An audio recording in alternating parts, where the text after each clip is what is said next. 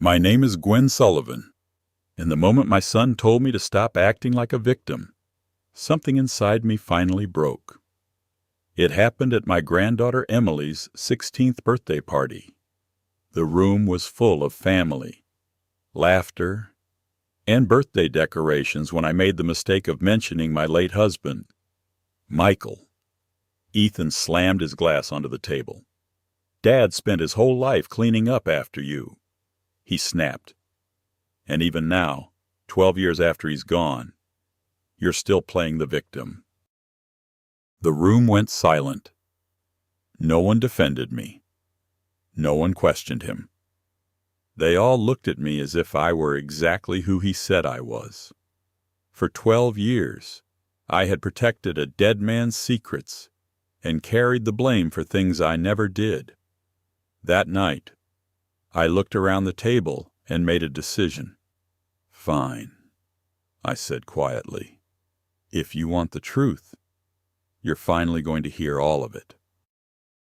If you've ever been misunderstood by the people you love most, I'd love to hear your story. Before we continue, please take a moment to like and subscribe if stories like this speak to you. And tell me in the comments, what would you have done if your own child said those words to you also? Let me know where you're watching from and what time it is there right now. I'm reading every comment. I wasn't always the woman my son accused me of being. There was a time when I was simply Gwen Sullivan, a young woman with a secondhand car, a modest apartment in Columbus, Ohio, and a heart full of plans for the future. And there was a time when Michael Sullivan was the center of those plans. I met Michael when I was 24. I still remember the first day I saw him. I was working as a receptionist at a small accounting firm. He came in carrying a box of files and wearing the most confident smile I'd ever seen. Everyone liked Michael. Within 10 minutes, he knew everyone's name. Within an hour, he had the entire office laughing. Within a week, he had asked me out. Looking back now, I understand why people trusted him so easily. Michael had a gift. He knew exactly how to make people feel special. When he looked at you, it felt like you were the only person in the room. When he listened, you believed every word mattered. And when he loved you, it felt like sunlight, at least at first. We got married 2 years later. Those early years were genuinely happy. We bought a small house with peeling paint and an overgrown front yard. Neither of us had much money, but we had dreams. We spent weekends fixing things around the house. We ate cheap takeout on the living room floor because we couldn't afford furniture yet. We laughed a lot. More than anything, we wanted a family. When Ethan was born, Michael cried harder than I did. I can still see him standing beside my hospital bed holding our tiny son. "I'll give him everything I never had," he whispered. And for many years I believed he would. Michael adored Ethan. He coached Little League. He attended school events. He helped with science projects. If Ethan needed something, Michael was there. To the outside world, he was the perfect father, the perfect husband, the perfect man. And that image became so powerful that even after his death, nobody questioned it, including our son. For a long time, I didn't question it either. At least not openly. The first sign that something wasn't right seemed so small that I almost ignored it. One evening, about 8 years into our marriage, I was balancing our checkbook. Money had always been tight. I tracked every dollar, every bill, every grocery receipt. I noticed a withdrawal that I couldn't explain. $300. It wasn't enough to create panic, but it was enough to create confusion. When Michael came home, I asked him about it. "Oh, that," he said casually. I loaned some money to a coworker. I accepted the explanation immediately. That was what trust looked like back then. A few months later, it happened again. This time it was $500. Again, he had an explanation. A friend needed help. A car repair. An emergency. Something temporary. I believed him. Why wouldn't I? He was my husband. The man who kissed me goodbye every morning. The man who tucked our son into bed every night. The man everyone admired. But over the next few years, the missing money became harder to explain. Small amounts became larger amounts. Unexpected withdrawals became frequent. Credit card balances started growing. Sometimes I would ask questions. Sometimes Michael would become defensive. Not angry, just irritated. As though my concern was somehow unreasonable. "I'll handle it, Gwen." That became one of his favorite phrases. "I'll handle it." At first, I wanted to believe him. Then I needed to believe him, because the alternative was terrifying. The alternative meant something was happening inside our marriage that I didn't understand. One night, after Ethan had gone to sleep, I sat alone in the kitchen staring at a stack of unpaid bills. The numbers didn't make sense. No matter how many times I checked them, we were earning enough money. We should have been comfortable. Instead, we were constantly struggling. Michael walked into the kitchen carrying a beer. He saw the paperwork spread across the table. His smile disappeared. "What now?" he asked. I remember those words because they hurt. Not because he yelled. Because he sounded exhausted by my questions. As though I was the problem. I showed him the bills. I showed him the balances. I showed him the growing debt. For a moment, he said nothing. Then he sat down. He rubbed his forehead, and for the first time, I saw genuine fear in his eyes. Not annoyance, fear. "I've made some mistakes," he admitted. I felt my stomach drop. Mistakes. That word sounded much bigger than unpaid bills. "What kind of mistakes?" I asked quietly. Michael looked away. The silence that followed felt endless. Even now, decades later, I can still remember the sound of the refrigerator humming in the background, the ticking clock above the stove, the pounding of my own heart. Finally, he looked at me. "They're temporary problems," he said. "I can fix them." But he didn't answer my question. Not really. And that was the moment something shifted inside me. For the first time in our marriage, I realized there were parts of Michael's life I couldn't see. Parts he didn't want me to see. The discovery frightened me, but it also awakened something else. A quiet suspicion. Over the following months, I paid closer attention. I started noticing things. Phone calls that ended when I entered the room. Receipts that disappeared. Long evenings he couldn't fully explain. And every time I pushed for answers, Michael became more skilled at redirecting the conversation. Sometimes he apologized. Sometimes he promised things would improve. Sometimes he held my hand and told me I worried too much. The worst part was that I wanted to believe him, because believing him was easier than facing the truth. Meanwhile, Ethan was growing into a wonderful young man. He excelled in school. He loved baseball. He worshipped his father. And every time I looked at them together, I convinced myself that keeping peace inside our home mattered more than asking difficult questions. Maybe that was my biggest mistake. Not trusting Michael. not loving him, but choosing silence when I should have demanded honesty.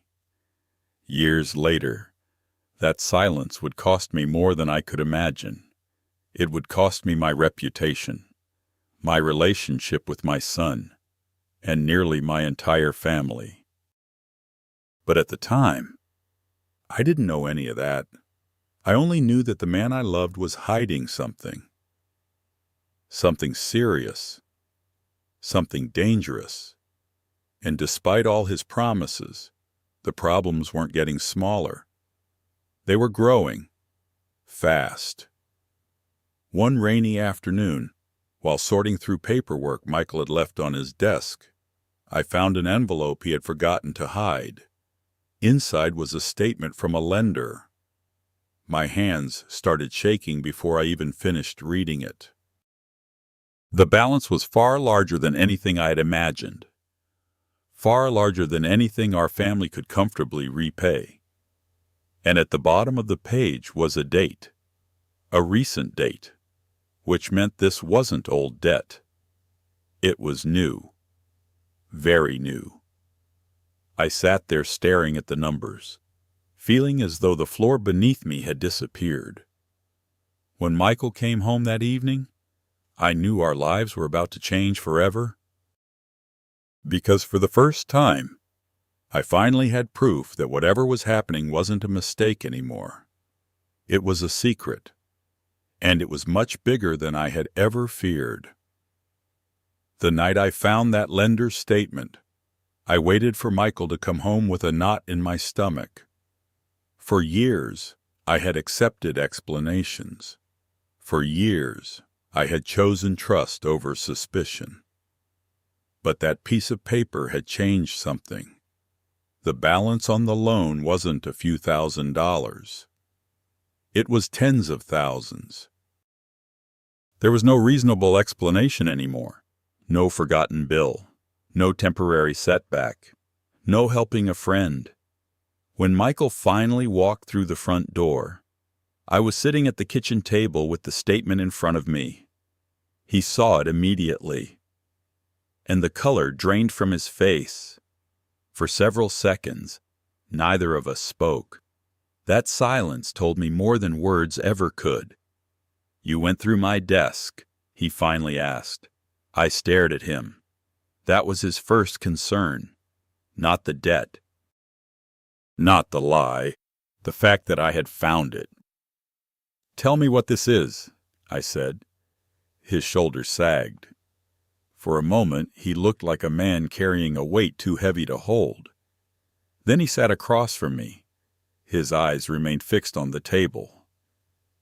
"It's sports betting." I blinked. What? Sports betting? The word sounded unreal. Michael wasn't some reckless stranger. He was a father, a husband, a respected member of the community. The man who coached Little League games and volunteered at church fundraisers. People like Michael weren't supposed to have gambling problems. At least that's what I thought back then. "I started small," he said. "It was just for fun." I felt sick. Because every terrible story begins with those exact words. Just for fun. Michael explained that a coworker had introduced him to sports betting years earlier. At first he won. A few $100s here, a few $100s there. The wins felt easy, exciting, harmless. Then he started losing. And every time he lost, he believed he could win it back. One more bet. One more game. One more weekend. I listened in stunned silence. Everything suddenly made sense. The missing money. The secret withdrawals. The growing debt. The strange phone calls. The tension whenever finances came up. All of it. And yet I still couldn't fully process what I was hearing. "How much?" I asked quietly. Michael hesitated. Then he told me. The number nearly stopped my heart. I physically felt my hands go cold. It was more debt than we had in savings. More than we could easily repay. more than I had ever imagined. I remember standing up from the table because I couldn't sit anymore. The room felt too small. The walls felt like they were closing in. "How could you do this to us?" I whispered. To this day, I still remember the look in his eyes. Shame, real shame, but also desperation. "I can fix it." That was what he kept saying. "I can fix it. I'll fix everything." I wanted to scream. Instead, I cried. Not because of the money, because of the betrayal. The money was terrifying. But the lies were worse. For years, Michael had looked me in the eyes and promised everything was fine. For years, he had watched me work overtime, budget carefully, and sacrifice little luxuries for our family, all while hiding the truth. That night became one of the longest nights of my life. We argued until nearly dawn. I asked questions, hundreds of questions, and every answer hurt more than the last. By sunrise, I learned something else, something that frightened me even more. Michael had already tried to stop several times. He wasn't in control anymore. The gambling controlled him. That realization changed everything. Anger remained, but suddenly it was mixed with fear, because now I wasn't just dealing with bad choices. I was dealing with an addiction. The following months became a cycle I wouldn't wish on anyone. Michael promised to quit. For a while, he would. Things would improve. Our finances would stabilize. Hope would return. Then something would happen. A football game. A basketball season. A sure thing. And suddenly we'd be right back where we started. Each time he relapsed, the damage grew larger. The debt grew heavier. And my trust grew weaker. The hardest part wasn't the money. It was watching two different versions of Michael exist at the same time. There was the Michael everyone knew, the charming father, the devoted husband, the reliable friend. Then there was the man I saw behind closed doors, the anxious man checking scores late at night, the frightened man hiding statements, the desperate man chasing losses. Those two people lived inside the same body, and I never knew which one I would see on any given day. Meanwhile, Ethan remained blissfully unaware. He was entering high school by then. Smart, kind, hardworking. He adored his father. Whenever Michael attended a baseball game, Ethan lit up. Whenever Michael praised him, he stood taller. Watching them together broke my heart, because I knew Ethan only saw the best parts, the version of Michael that still existed, but wasn't the whole truth. Many times I considered telling him. Not everything, just enough to prepare him. Enough to explain why money was tight. Enough to explain why I looked exhausted all the time. But every time I came close, I stopped. Because Michael would beg me, "Gwen, please, don't do that to him. Don't make him see me this way." And every single time, I gave in. Not because Michael deserved protection, because Ethan deserved peace. Or at least that's what I convinced myself. Looking back now, I wonder if I made the wrong choice. Maybe honesty would have prevented years of pain later. Maybe not. I'll never know. As the years passed, I became the person holding everything together. I took extra shifts. I handled every bill. I negotiated payment plans. I refinanced debt. I learned more about financial survival than I ever wanted to know. Sometimes I felt less like a wife and more like a crisis manager. There were nights I sat alone at the kitchen table after everyone had gone to sleep. I'd stare at spreadsheets and numbers until my eyes burned. trying to find ways to save our family, trying to keep our house, trying to make sure Ethan could still attend college someday. Michael would often come downstairs during those nights. He would wrap his arms around me, tell me he was sorry, promise things would change. And sometimes I believed him, because despite everything, I still loved him. Love doesn't disappear as quickly as trust. That's one of the cruelest truths I've ever learned. Then, one afternoon, everything became worse. Much worse. I received a phone call while I was at work. The voice on the other end identified himself as a loan officer.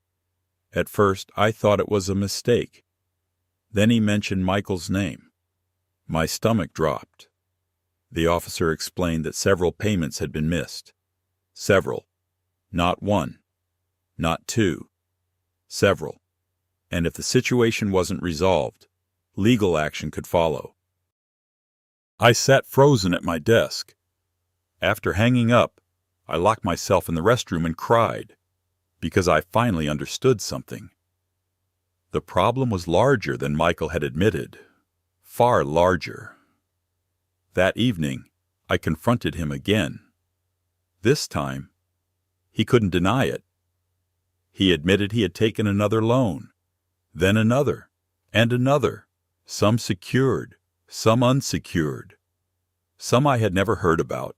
I felt like my entire marriage was collapsing around me. But the worst revelation came moments later. There is one more thing, he said. The moment those words left his mouth, I knew my life was about to change again. Because whenever someone says there is one more thing, there always is. And it's never good. I looked at my husband, the father of my child, the man I had spent nearly 20 years loving. And for the first time in my life, I was afraid of what he was about to tell me. There is one more thing. Those words stayed with me long after Michael said them. I sat frozen at the kitchen table, bracing myself for whatever came next. Part of me hoped it couldn't possibly get worse. I was wrong. Michael swallowed hard and looked down at his hands. I borrowed money from family. For a second, I didn't understand. Then I did. And somehow, that hurt even more. Who? I asked. My sister? Linda? Even back then, hearing her name made me uneasy. Michael's younger sister had always been complicated. She was charming when she wanted something. Warm when people were watching. But underneath that polished smile was someone who kept score of everything. Every favor, every slight, every advantage. Over the years, I'd learned to keep my distance, not because we openly fought, because I never completely trusted her. How much, I asked. Michael hesitated. That hesitation told me the answer before he spoke. Too much. Far too much. When he finally named the amount, I felt physically ill. Linda had loaned him a significant sum over several years, not all at once, little by little. Whenever Michael got into trouble, whenever creditors called, whenever another bad bet spiraled into disaster, Linda had stepped in. At least that's how Michael described it. And suddenly I understood why Linda had become increasingly involved in our lives. Why she always seemed to know more about our finances than she should. Why she occasionally gave me strange looks during family gatherings. She knew, she had known for years, and she had never told me. The betrayal felt enormous. Did she know about the gambling? Michael nodded. I closed my eyes. Of course she knew. How could she not? Nobody lends that kind of money repeatedly without asking questions. For several minutes, neither of us spoke. The marriage I thought I had was unraveling piece by piece. Every answer revealed another lie. Every secret exposed another hidden layer, and somehow I was expected to keep functioning, keep paying bills, keep raising Ethan, keep pretending everything was normal. Finally, I stood up. "I need some air." I walked outside and sat alone on our back porch. The night air felt cold against my skin. Inside the house, lights glowed through the windows. From the outside, we looked like any ordinary family. A husband, a wife, a teenage son, a modest home. Nothing unusual. Nothing broken. But appearances can be incredibly deceptive. That became one of the most important lessons of my life. Over the following years, I learned how exhausting it is to live with secrets, not just keeping them, carrying them, managing them, protecting them. Michael genuinely tried to recover. I want to be fair about that. He attended counseling, joined support groups, stayed away from betting for months at a time, sometimes longer. There were periods when I believed the worst was behind us, periods when life almost felt normal again. But addiction has a cruel way of hiding in the shadows, waiting, patiently, quietly, then returning when you least expect it. Every relapse created fresh damage, sometimes financial, sometimes emotional, usually both. And every relapse required another round of damage control. By then, Ethan was in college, a bright young man with big dreams. Watching him leave for college was one of the proudest moments of my life.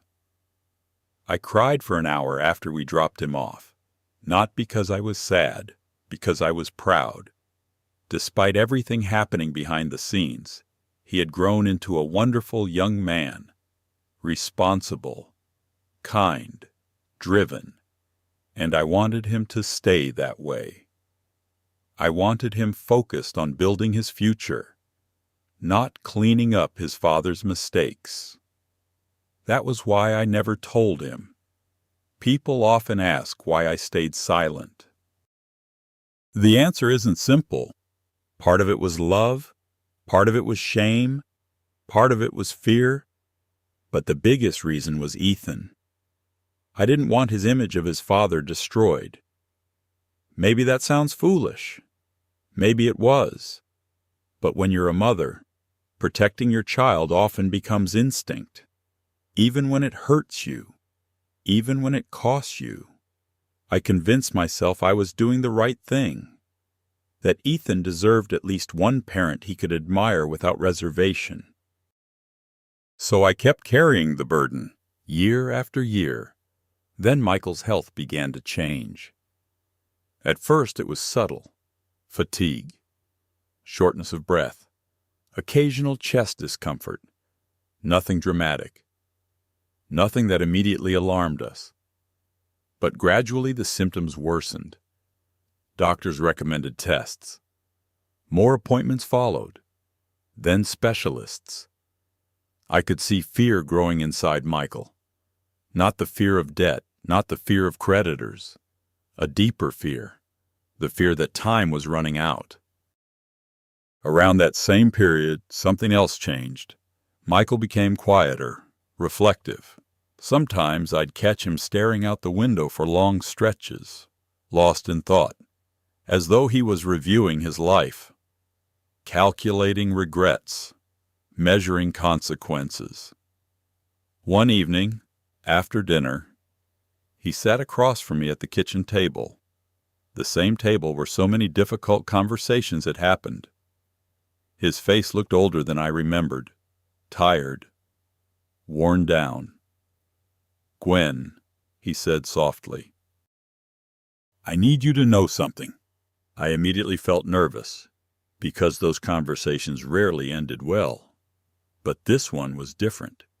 For once, there were no excuses, no promises, no attempts to minimize the damage, only honesty. or at least more honesty than I'd received in years. Michael admitted that he knew how much pain he'd caused.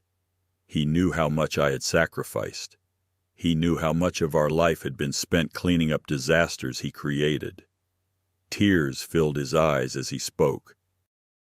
And despite everything, seeing him cry still hurt me, because I remembered who he had been before all this. The young man who carried boxes into my office. The man who held our newborn son in the hospital. The husband I once trusted completely. That man wasn't entirely gone. He was buried beneath years of mistakes, but he wasn't completely gone. "I don't deserve you," Michael whispered. I didn't know how to respond. Part of me wanted to agree. Part of me wanted to forgive him. Part of me wanted to scream. Instead, I simply sat there, listening, watching, waiting. Then he said something I never forgot. "If something happens to me, promise me Ethan won't hate me." I stared at him. The request shocked me. "Michael, promise me." His voice cracked. "Please." The room felt unbearably quiet, because deep down, I knew exactly what he was asking.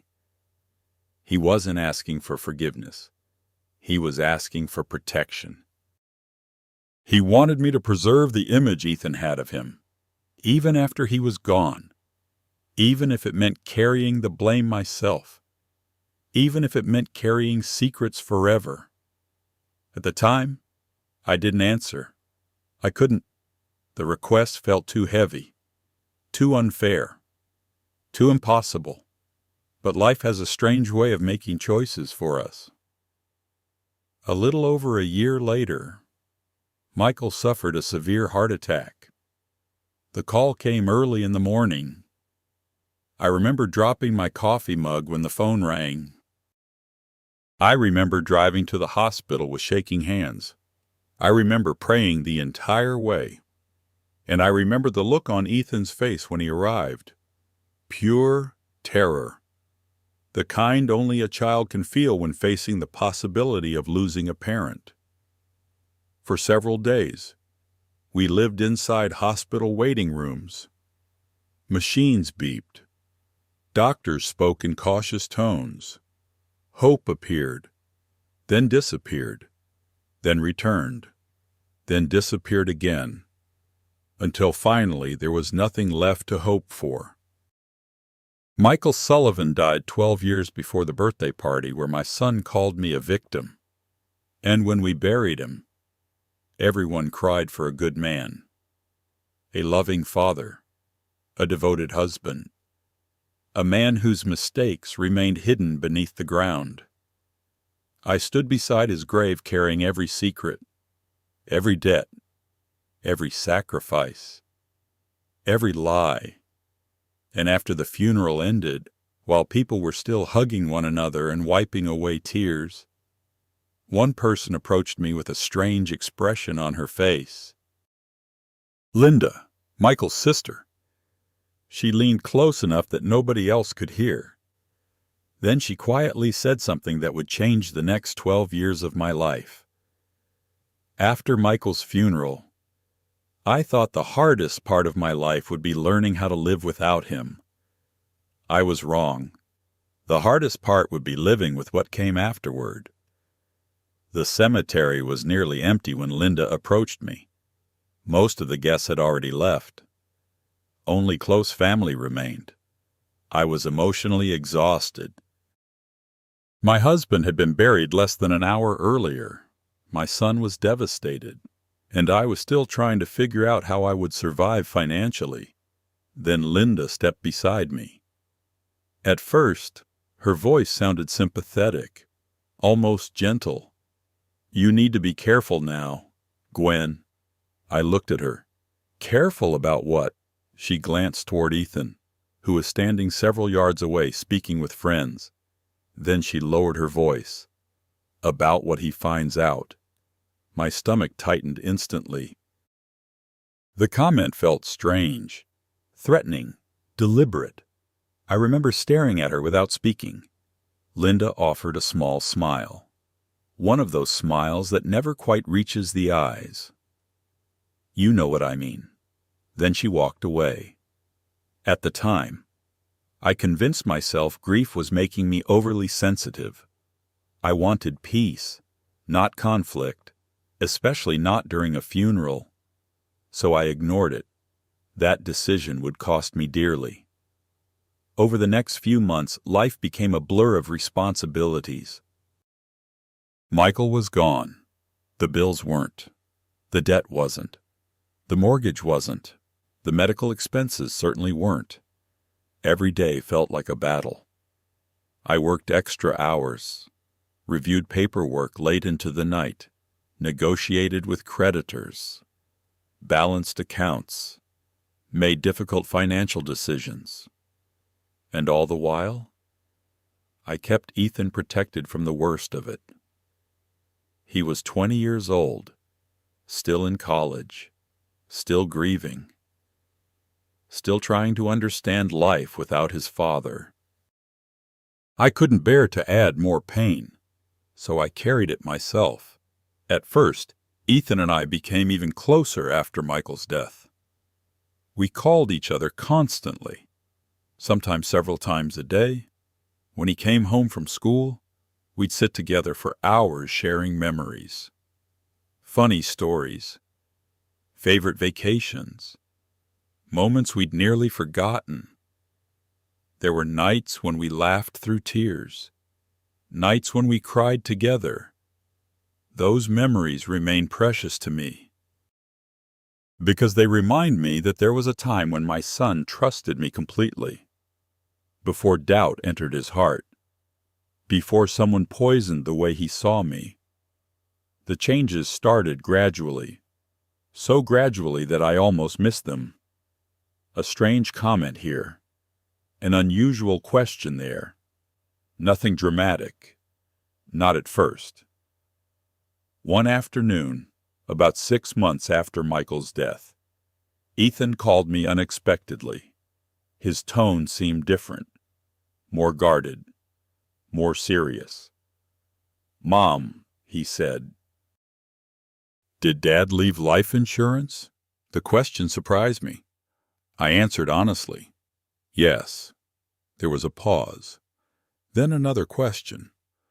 How much I remember feeling slightly uncomfortable, not because I wanted to hide anything, because the question seemed unusual. Still, I told him the truth, the approximate amount. Another silence followed, longer this time. Finally, he said, "Okay." Then he quickly changed the subject.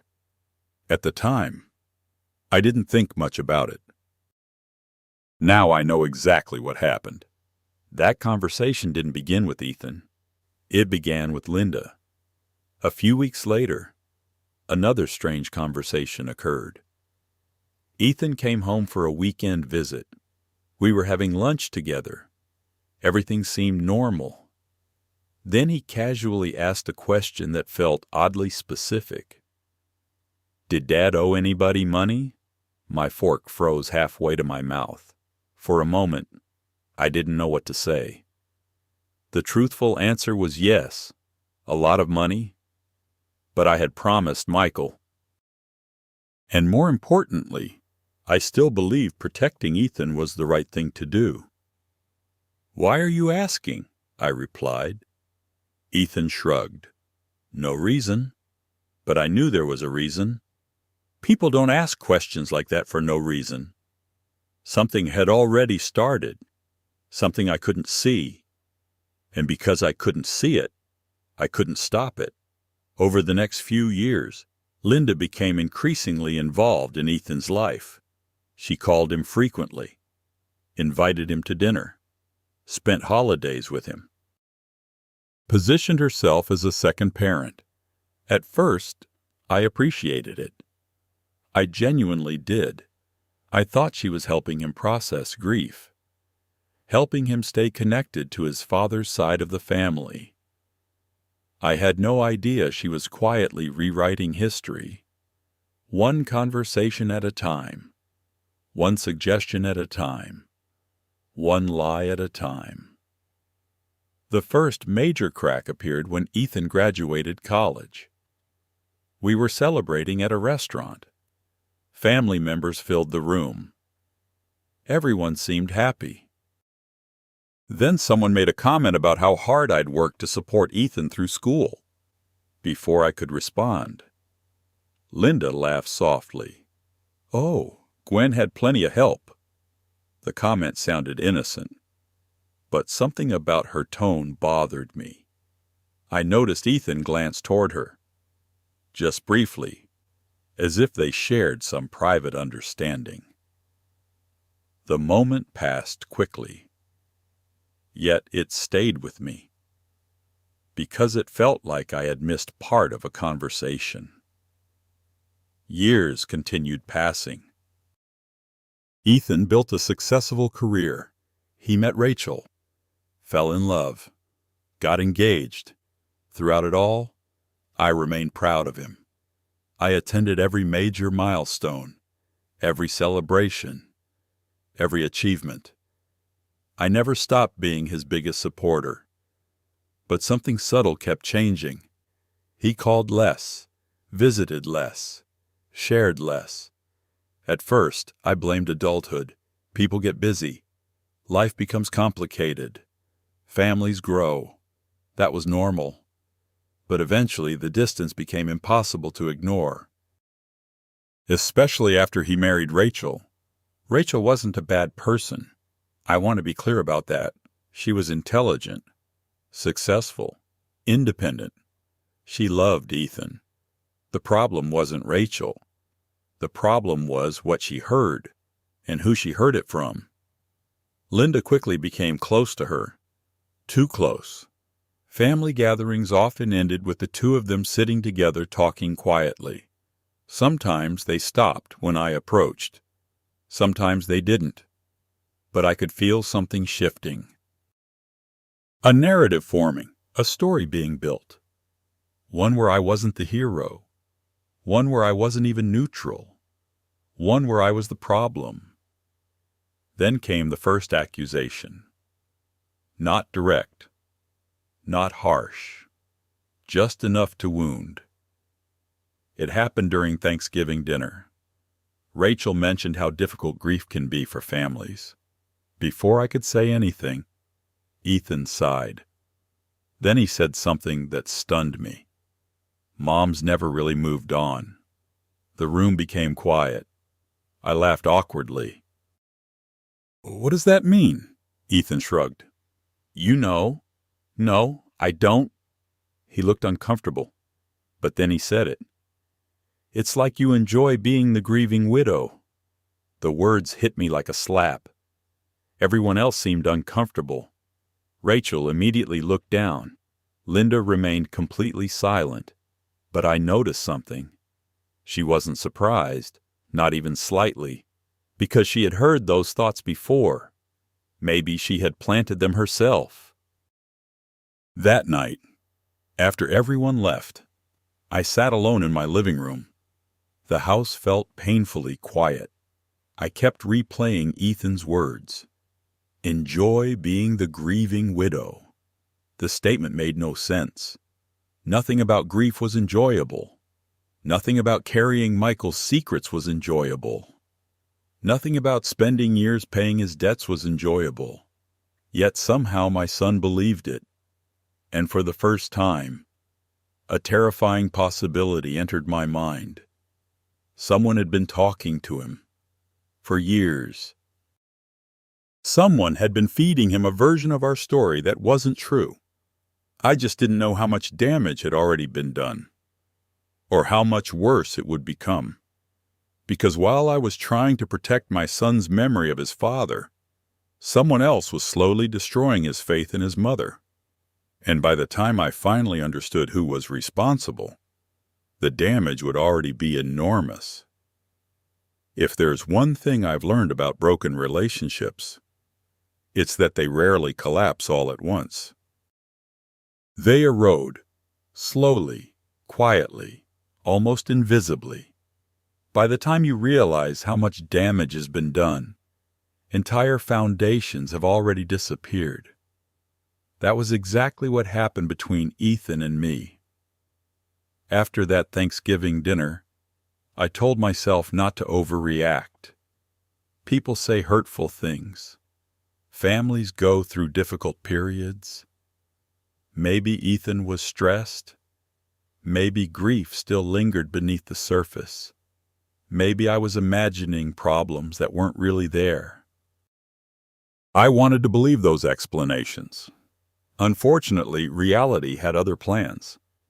Over the next few years, the distance between us continued growing, not through dramatic arguments, not through explosive confrontations, through hundreds of small moments, missed phone calls, shorter conversations, less warmth, less patience, less trust. Sometimes the changes were subtle enough that I questioned my own judgment. Other times they were impossible to ignore. One afternoon, I called Ethan simply to check in. Rachel answered his phone. She sounded polite, but distant. After a brief conversation, she said something that stayed with me. "Ethan's been under a lot of pressure lately." "I know," I replied. "I'm just making sure he's okay." There was a pause. Then she said, "Sometimes I think he feels responsible for your happiness." The comment hit me unexpectedly. Responsible for my happiness, I wasn't asking Ethan to manage my emotions. I wasn't calling him every day. I wasn't demanding attention. In fact, I often went weeks without hearing from him. Yet somehow that was the perception forming around me. The perception of a needy mother, a burdensome mother, a mother who expected too much. After we hung up, I sat alone in my kitchen trying to understand where that idea had come from, because it certainly hadn't come from me. As time passed, I began noticing something else. Linda's influence was becoming impossible to miss. Every major misunderstanding seemed to trace back to her somehow. Every conflict seemed to contain pieces of language that sounded suspiciously familiar. Comments about control, comments about guilt, comments about manipulation. Words Linda had quietly used for years. Words Ethan was now repeating. At first, he used them carefully, indirectly, then more openly. One Christmas, we were discussing family traditions. The conversation should have been pleasant. Instead, it turned into something painful. I mentioned how much Michael had loved decorating the house. The moment the words left my mouth, Ethan sighed heavily.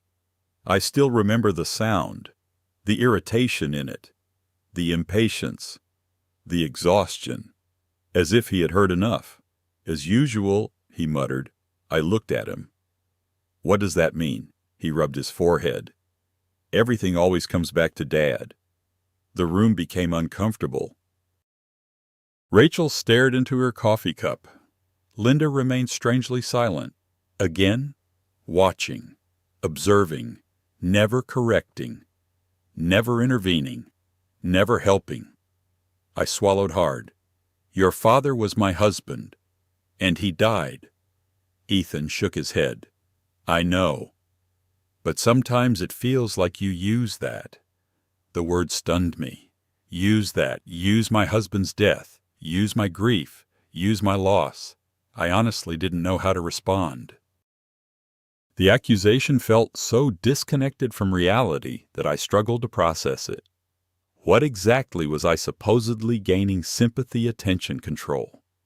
The idea seemed absurd, yet my son clearly believed it. And belief is powerful, especially when it's been nurtured for years. That night, after everyone left, I cried for hours, not because of what Ethan said, because of what it revealed. The son who once trusted me without question was beginning to see me through someone else's eyes. and I didn't know how to stop it.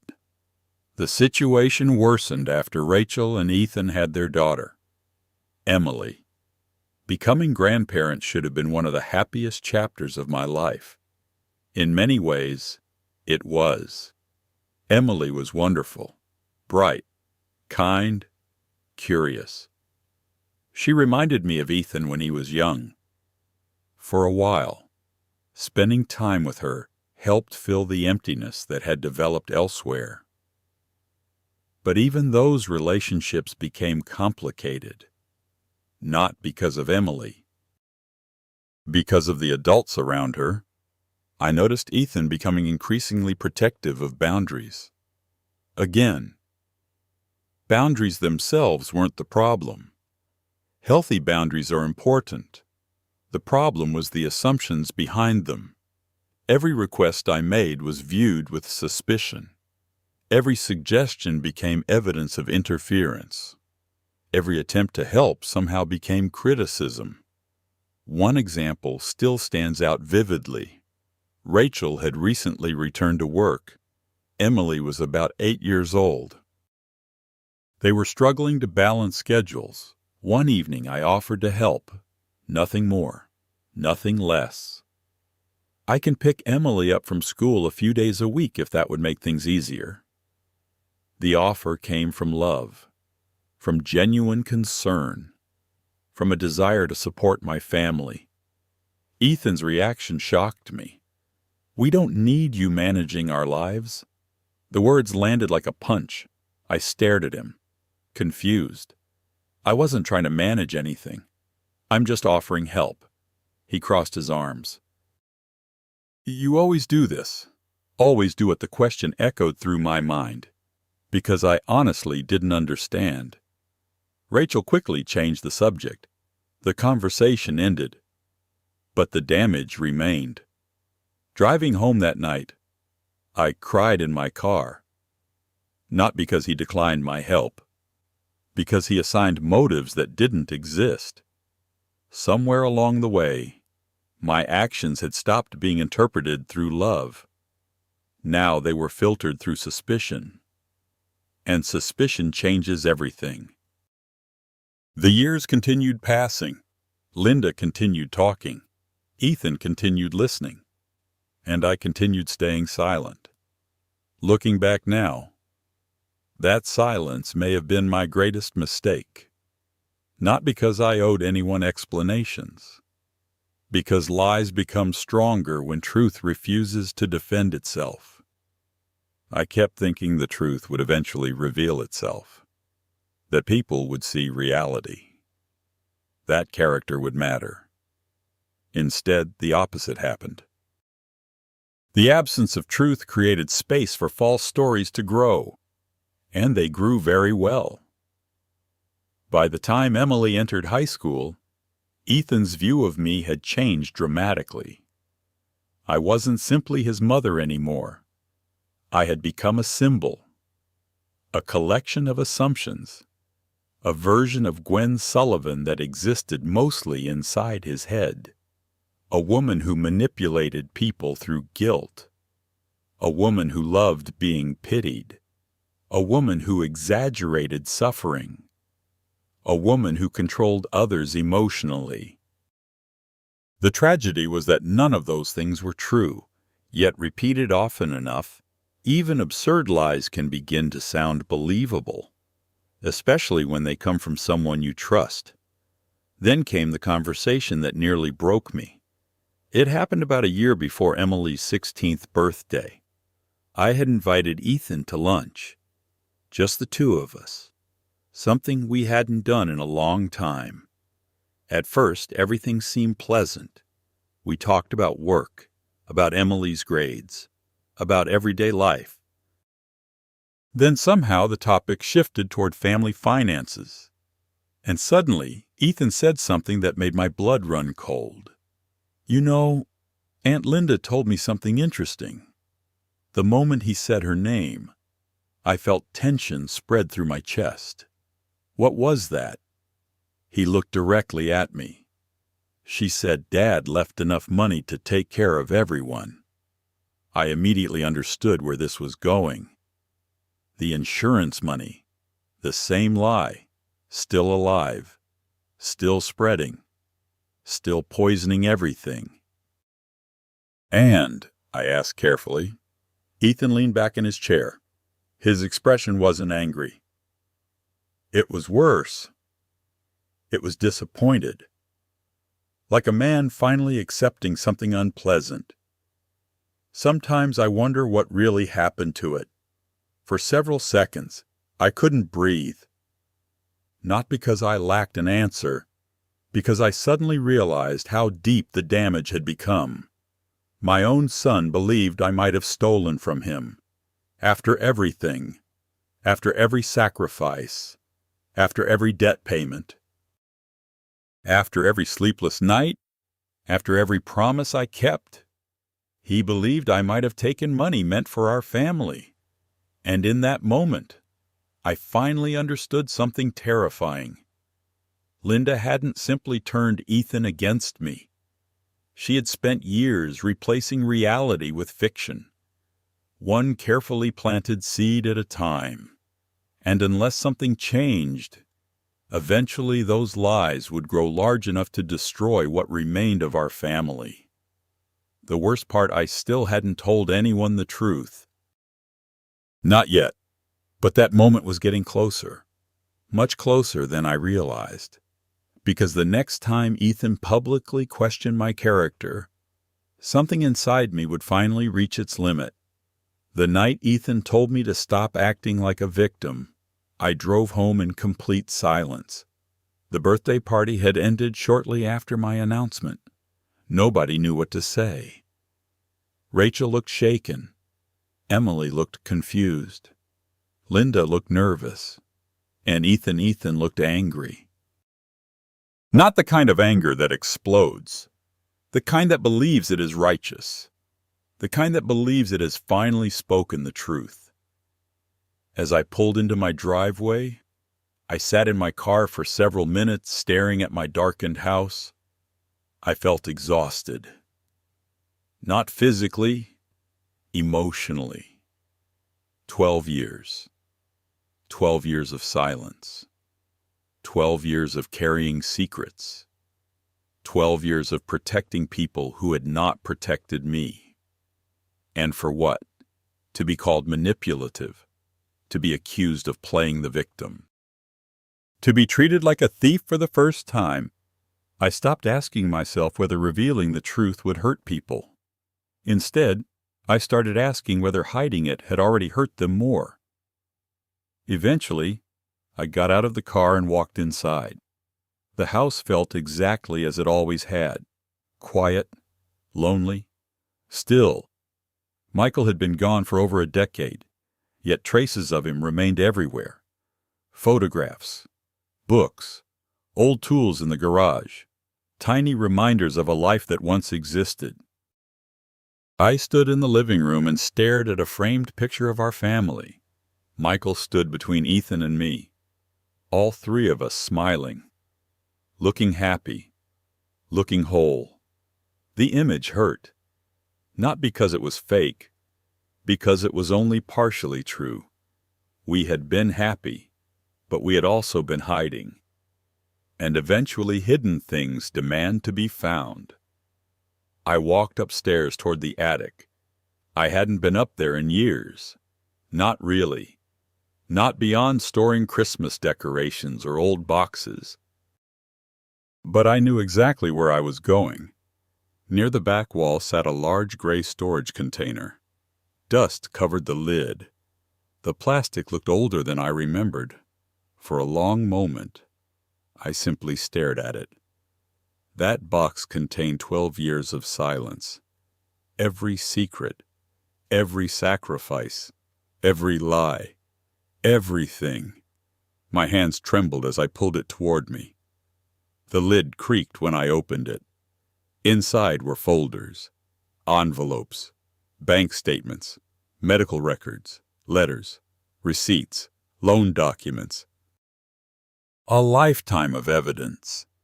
Evidence I'd hoped would never be needed. Evidence I'd preserved anyway. Maybe part of me always knew this day would come.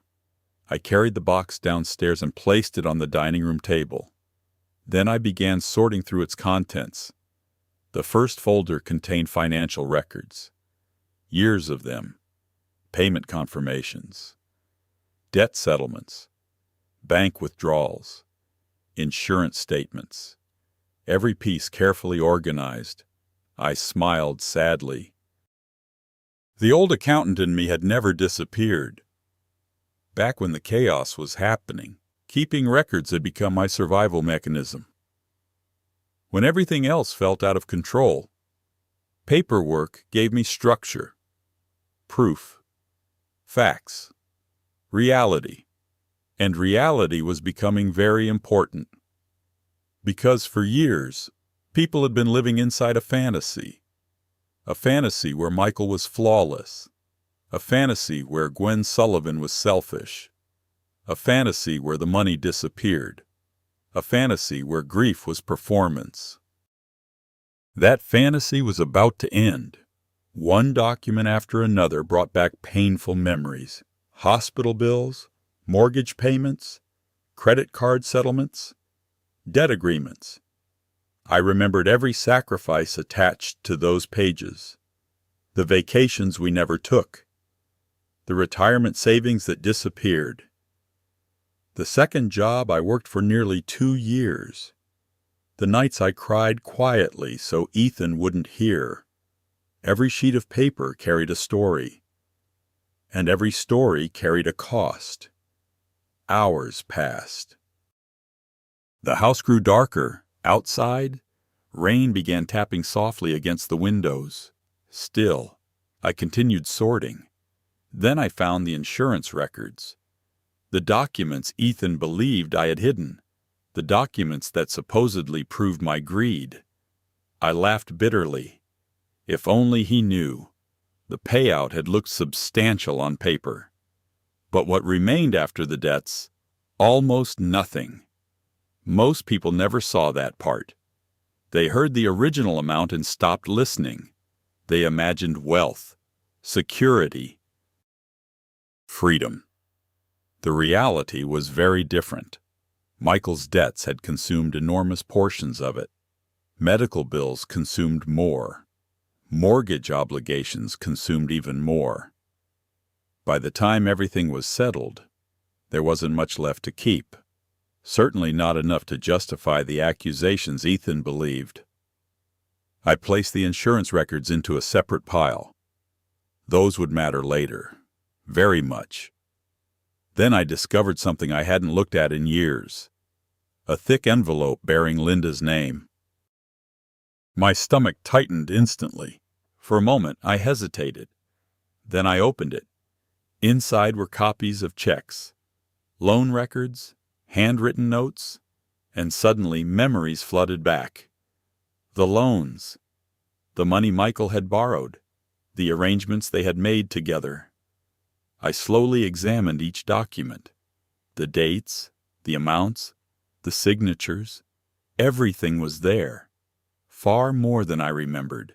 Far more than Linda probably remembered. A cold realization settled over me. Linda hadn't merely known about Michael's gambling. She had been deeply involved, far deeper than anyone realized. And if Ethan ever saw these documents, her carefully constructed narrative would collapse immediately. For years, she had presented herself as the concerned sister, the family protector, the person trying to defend Michael's memory. But these papers suggested something else, something much uglier. I placed the envelope aside. That conversation could wait. Another folder remained, the most difficult one. I recognized it immediately. Michael's handwriting covered the front. Just seeing it caused tears to fill my eyes. I sat down slowly. The room suddenly felt very quiet, almost sacred, because I knew what was inside. Letters. Several of them.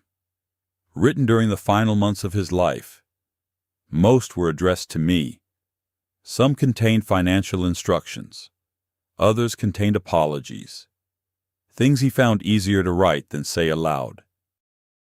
For years, I had avoided reading them, not because I forgot they existed, because they hurt too much. Now I opened the folder carefully. The paper felt fragile beneath my fingers. I read one letter, then another. Each one brought back memories. Some painful, some beautiful, some heartbreaking. Michael wasn't a villain. That would have been easier. Villains are simple. Michael was far more complicated. He was a flawed man who loved his family, a man who made terrible choices, a man who caused enormous damage, a man who regretted it deeply. Both things were true, and perhaps that was why I had remained silent for so long, because truth is rarely simple. Then, near the bottom of the folder, I found something I had almost forgotten existed, a sealed envelope, unlike the others. It wasn't addressed to me. My breath caught instantly. Across the front, in Michael's familiar handwriting, were 4 words. For Ethan. My hands started shaking. I remembered the envelope now. Years earlier, after Michael died, I couldn't bring myself to open it. I couldn't bring myself to destroy it either. So I stored it away and forgot. Or maybe I chose to forget. Slowly, I picked it up. The paper had yellowed slightly with age. 12 years. 12 years this letter had waited. 12 years while Ethan built a version of his father that didn't fully exist. 12 years while Linda rewrote history. 12 years while I absorbed blame. I stared at the envelope for a long time. Then I carefully opened it. As I unfolded the pages inside, my heart pounded. Because I suddenly realized something. This wasn't just another letter. This might be the one piece of evidence capable of changing everything. Not because it came from me, because it came from Michael himself. And what he had written on those pages was about to alter the entire story my family believed. I barely slept after reading Michael's letter. Not because the contents shocked me, at least not entirely. What shocked me was seeing his words after so many years. Hearing his voice again through ink and paper. Feeling the weight of his regrets, his fears, his love for Ethan, and his guilt. So much guilt. By sunrise, my dining room table looked like the command center of a legal investigation. Documents covered every surface. Folders sat in organized piles. Sticky notes marked important dates. Financial statements were spread across the table. For the first time in years, I wasn't looking at these papers as memories. I was looking at them as evidence. Evidence that could finally tell the truth. The first task was simple. Follow the money. After all, money had become the center of nearly every accusation against me. The mysterious insurance payout, the supposedly hidden fortune, the money Ethan believed I had selfishly kept, the money Linda constantly hinted about, the money that existed more as a myth than a reality. So I began reviewing everything from the beginning. Michael's life insurance policy, the claim paperwork, the payout records, the deposit confirmations. The numbers were exactly what I remembered, and seeing them again filled me with mixed emotions.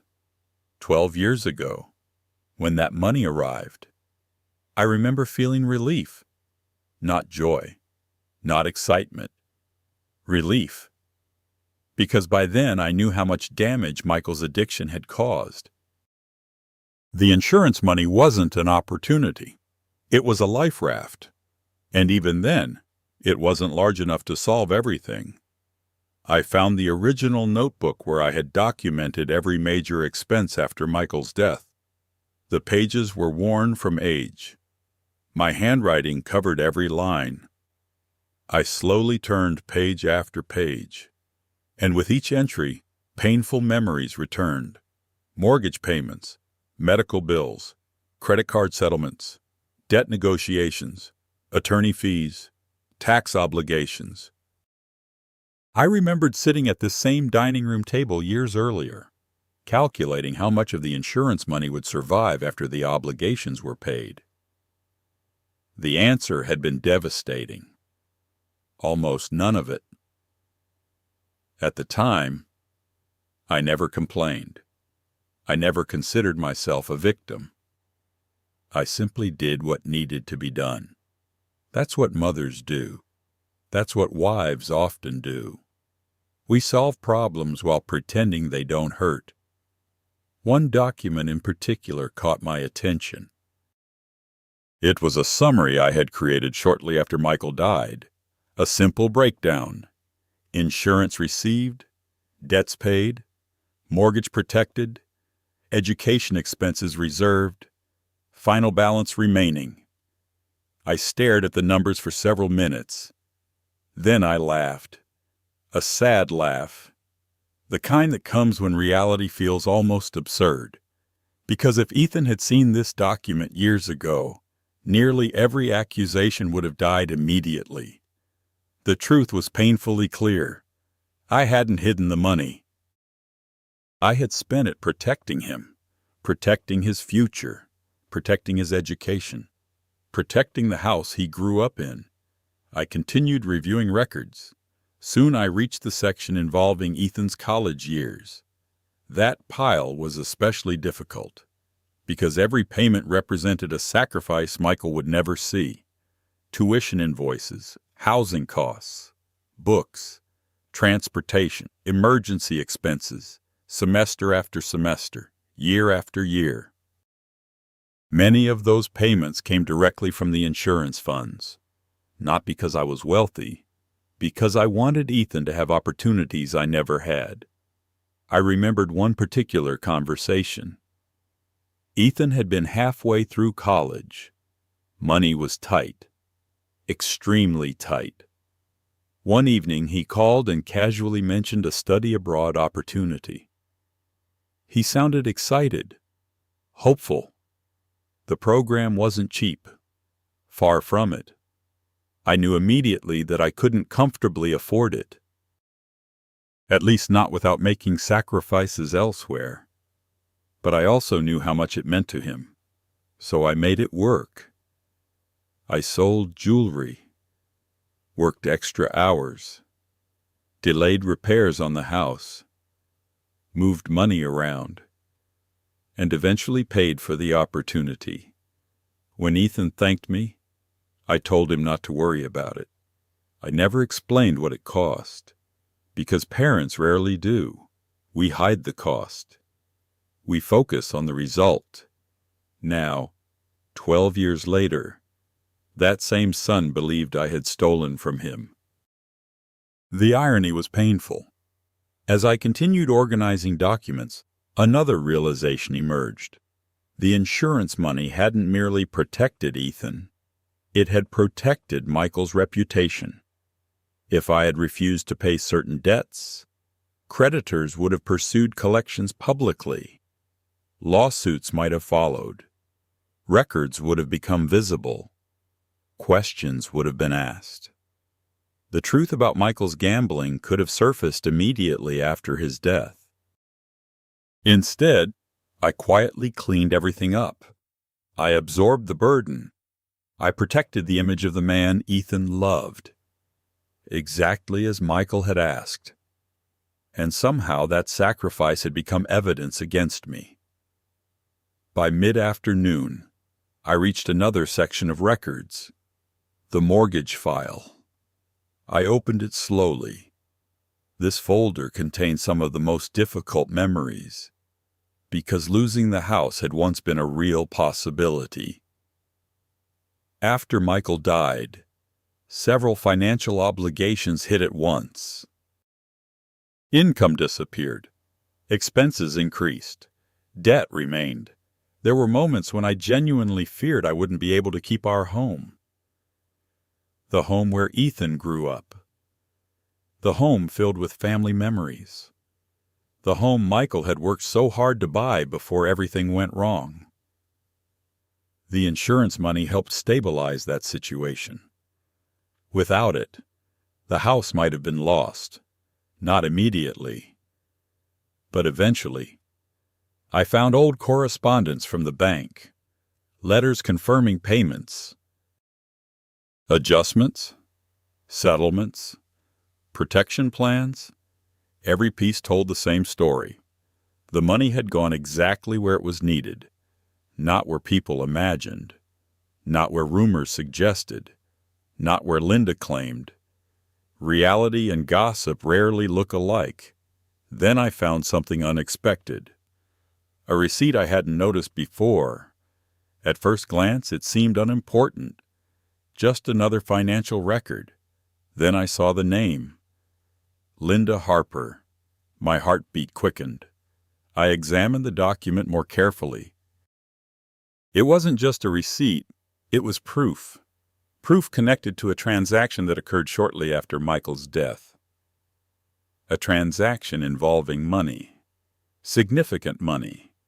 Money that contradicted everything Linda had spent years implying. I searched deeper. Another document appeared. Then another. And another. Suddenly a pattern emerged. The more I looked, the clearer it became. Linda wasn't merely lying. She was hiding her own involvement, her own financial connection to Michael, her own benefit from circumstances she had spent years blaming on me. I leaned back in my chair. The realization settled over me slowly, like cold water. This was bigger than I originally thought. Much bigger. Because Linda's motivation suddenly made sense. If Ethan ever learned the full truth, questions would follow. Questions she didn't want answered. Questions about money. Questions about loans. Questions about promises. Questions about who actually benefited from Michael's secrecy. For years, she had stayed ahead of those questions by controlling the narrative. Make Gwen the villain. Keep attention away from everything else. Simple, effective, cruel, and unfortunately successful. Until now. As evening approached, I organized the most important documents into separate folders. Folder 1, Insurance Records. Folder 2, Debt Payments. Folder 3, College Expenses. Folder 4, Mortgage Records. Folder 5, Linda. That final folder was growing larger than I expected. Much larger. And I still wasn't finished reviewing everything. I reached for another envelope near the bottom of the box. One I hadn't opened in years. Inside were older financial records connected to Michael's final years. Most were familiar. Then one page caught my attention. A signed acknowledgement. Dated months before Michael died. My eyes widened. I read it once, then again, then a third time. Because suddenly I understood something crucial, something that could completely destroy the false story Linda had built. The document wasn't merely evidence. It was confirmation. Written confirmation. Signed confirmation. Proof that Linda owed Michael far more than anyone knew. And if that truth became public within the family, her entire version of history would collapse overnight. For the first time since leaving Emily's birthday party, I felt something other than sadness. Something other than grief? Something other than exhaustion?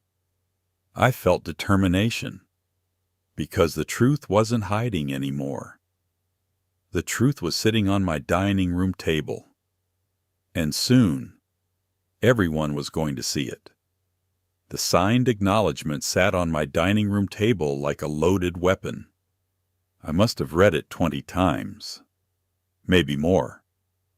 Each time I reached the same conclusion. Linda Harper had spent years telling lies because the truth threatened her far more than it threatened me. For over a decade, I had believed she simply disliked me. Maybe she resented me. Maybe she blamed me for Michael's mistakes. Maybe she enjoyed family drama. Those explanations seemed reasonable. Now I realized something much darker. Linda wasn't protecting Michael.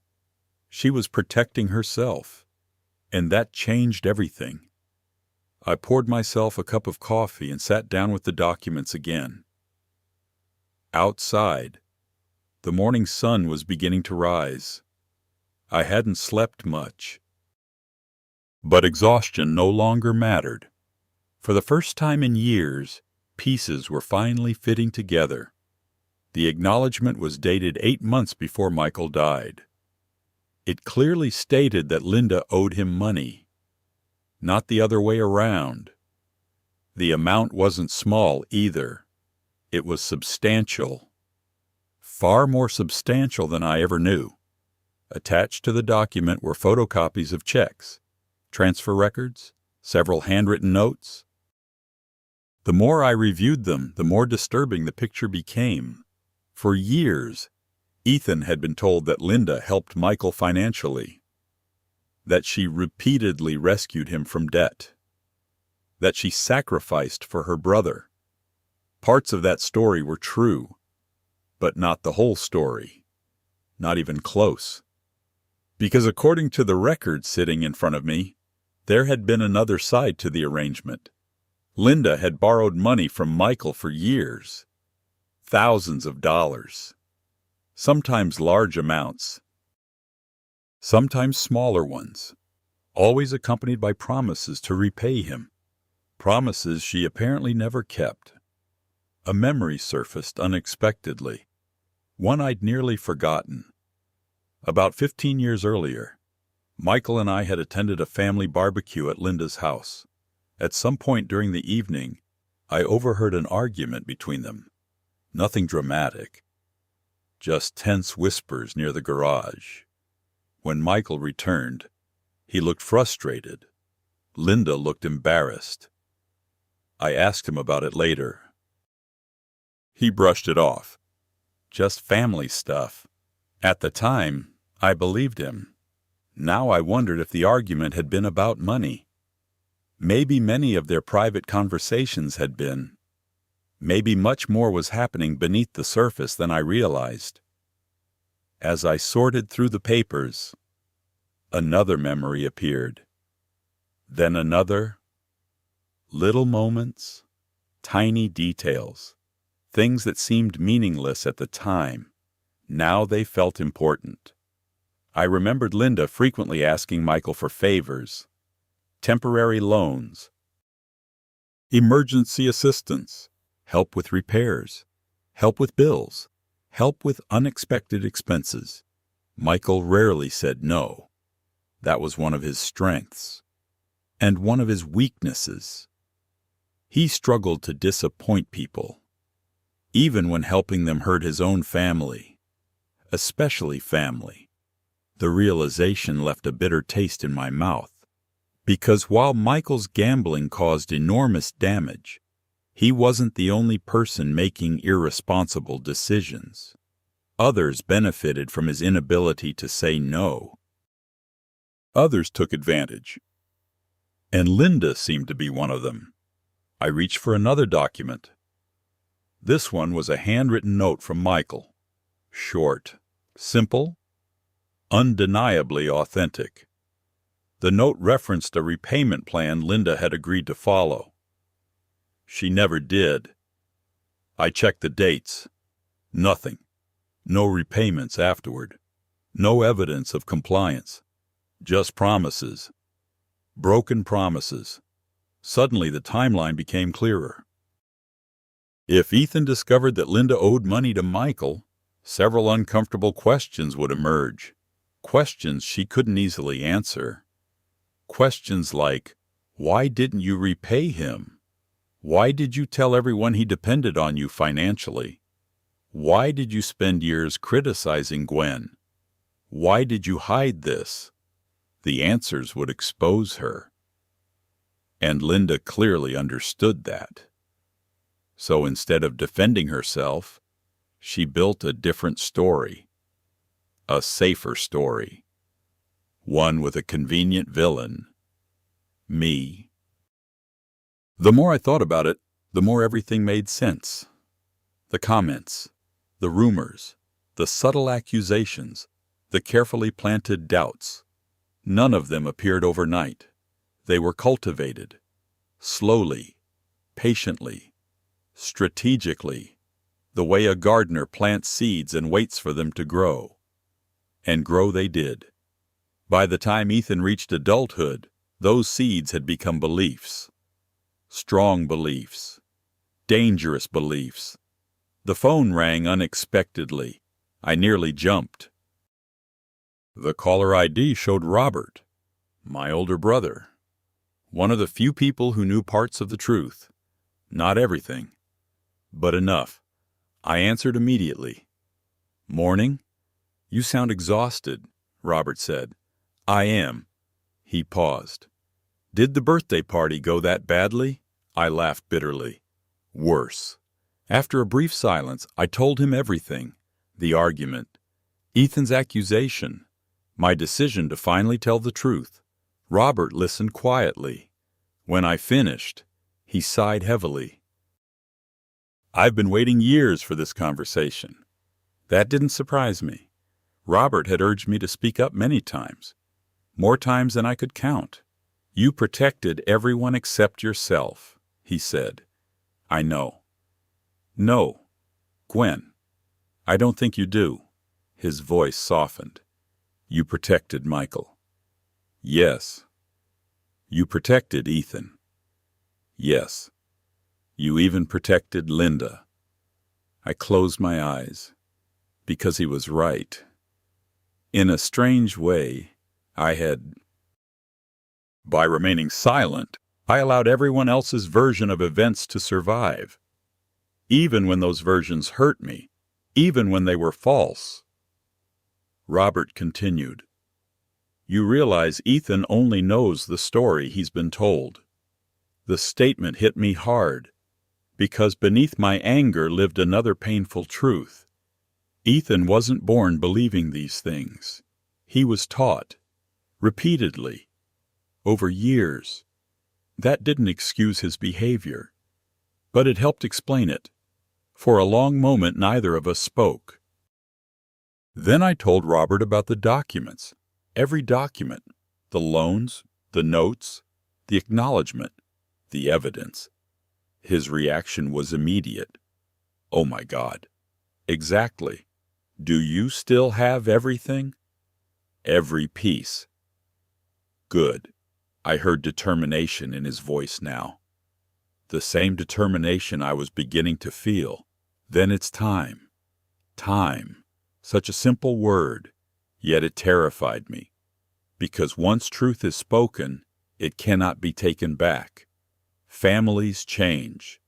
Relationships change. Everything changes. Part of me still feared what would happen. What if Ethan refused to believe me? What if Rachel defended Linda? What if the family split apart?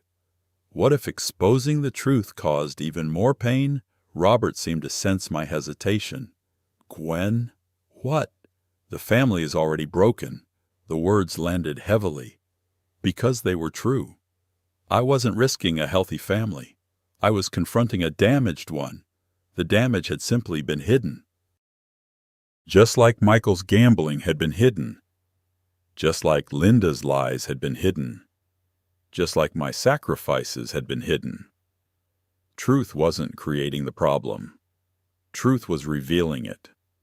After we hung up, I sat quietly for several minutes, thinking, remembering, preparing. Then another thought entered my mind. Emily, my granddaughter.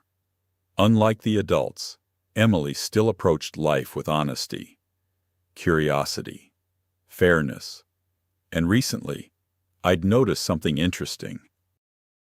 She had begun asking questions, small questions, careful questions, questions that suggested she wasn't fully accepting the family narrative. A memory surfaced from her birthday party. Shortly before the argument, Emily had quietly asked me something. "Grandma, why does Aunt Linda always get upset when people talk about Grandpa's money?" At the time, I dismissed it. Now it seemed important. Very important.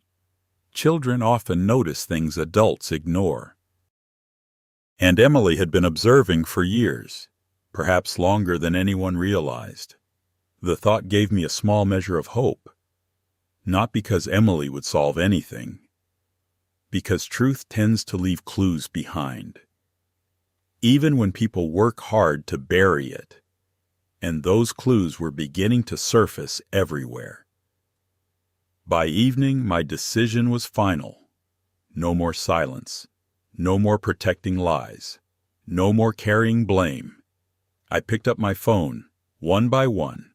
I began contacting family members. Ethan, Rachel, Robert, several others, even Linda. The message was simple, direct, impossible to misunderstand. I was inviting everyone to my house the following weekend. There was something important they needed to hear, something long overdue. Most responded politely. Some seemed confused. A few sounded nervous. But one response stood out. Linda's. She called within minutes.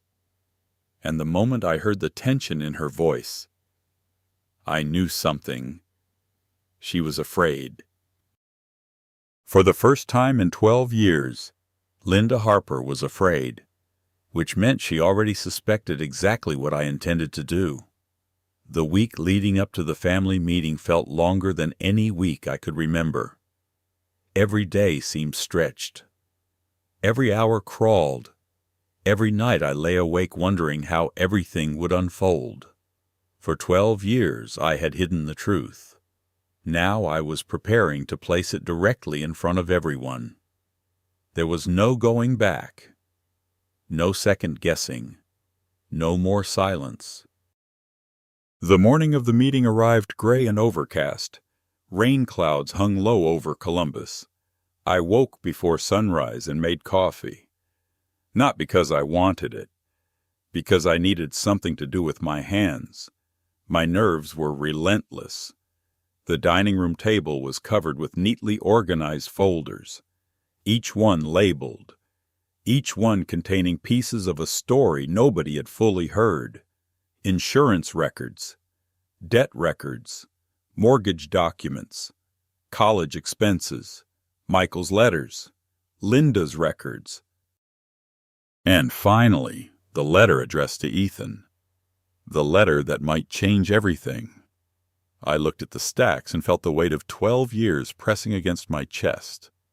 At 10 o'clock, I started preparing the house. Extra chairs, water glasses, coffee, nothing elaborate. This wasn't a celebration. It wasn't even really a family gathering. It was a reckoning. By noon, my stomach was tied in knots. At 1 o'clock, the first car pulled into the driveway.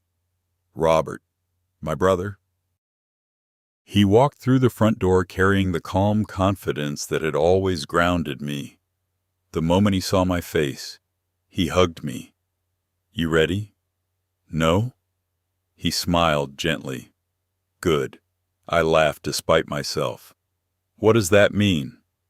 "It means you're taking this seriously." His eyes moved toward the folders. "You don't need to win today." "I don't."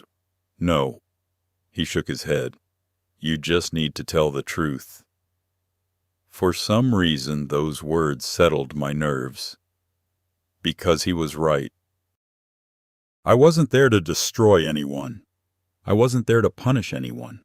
I wasn't there to seek revenge. I was there to stop lying, even if those lies had originally been told for good reasons. A little after 2, Rachel and Ethan arrived. I watched them through the front window.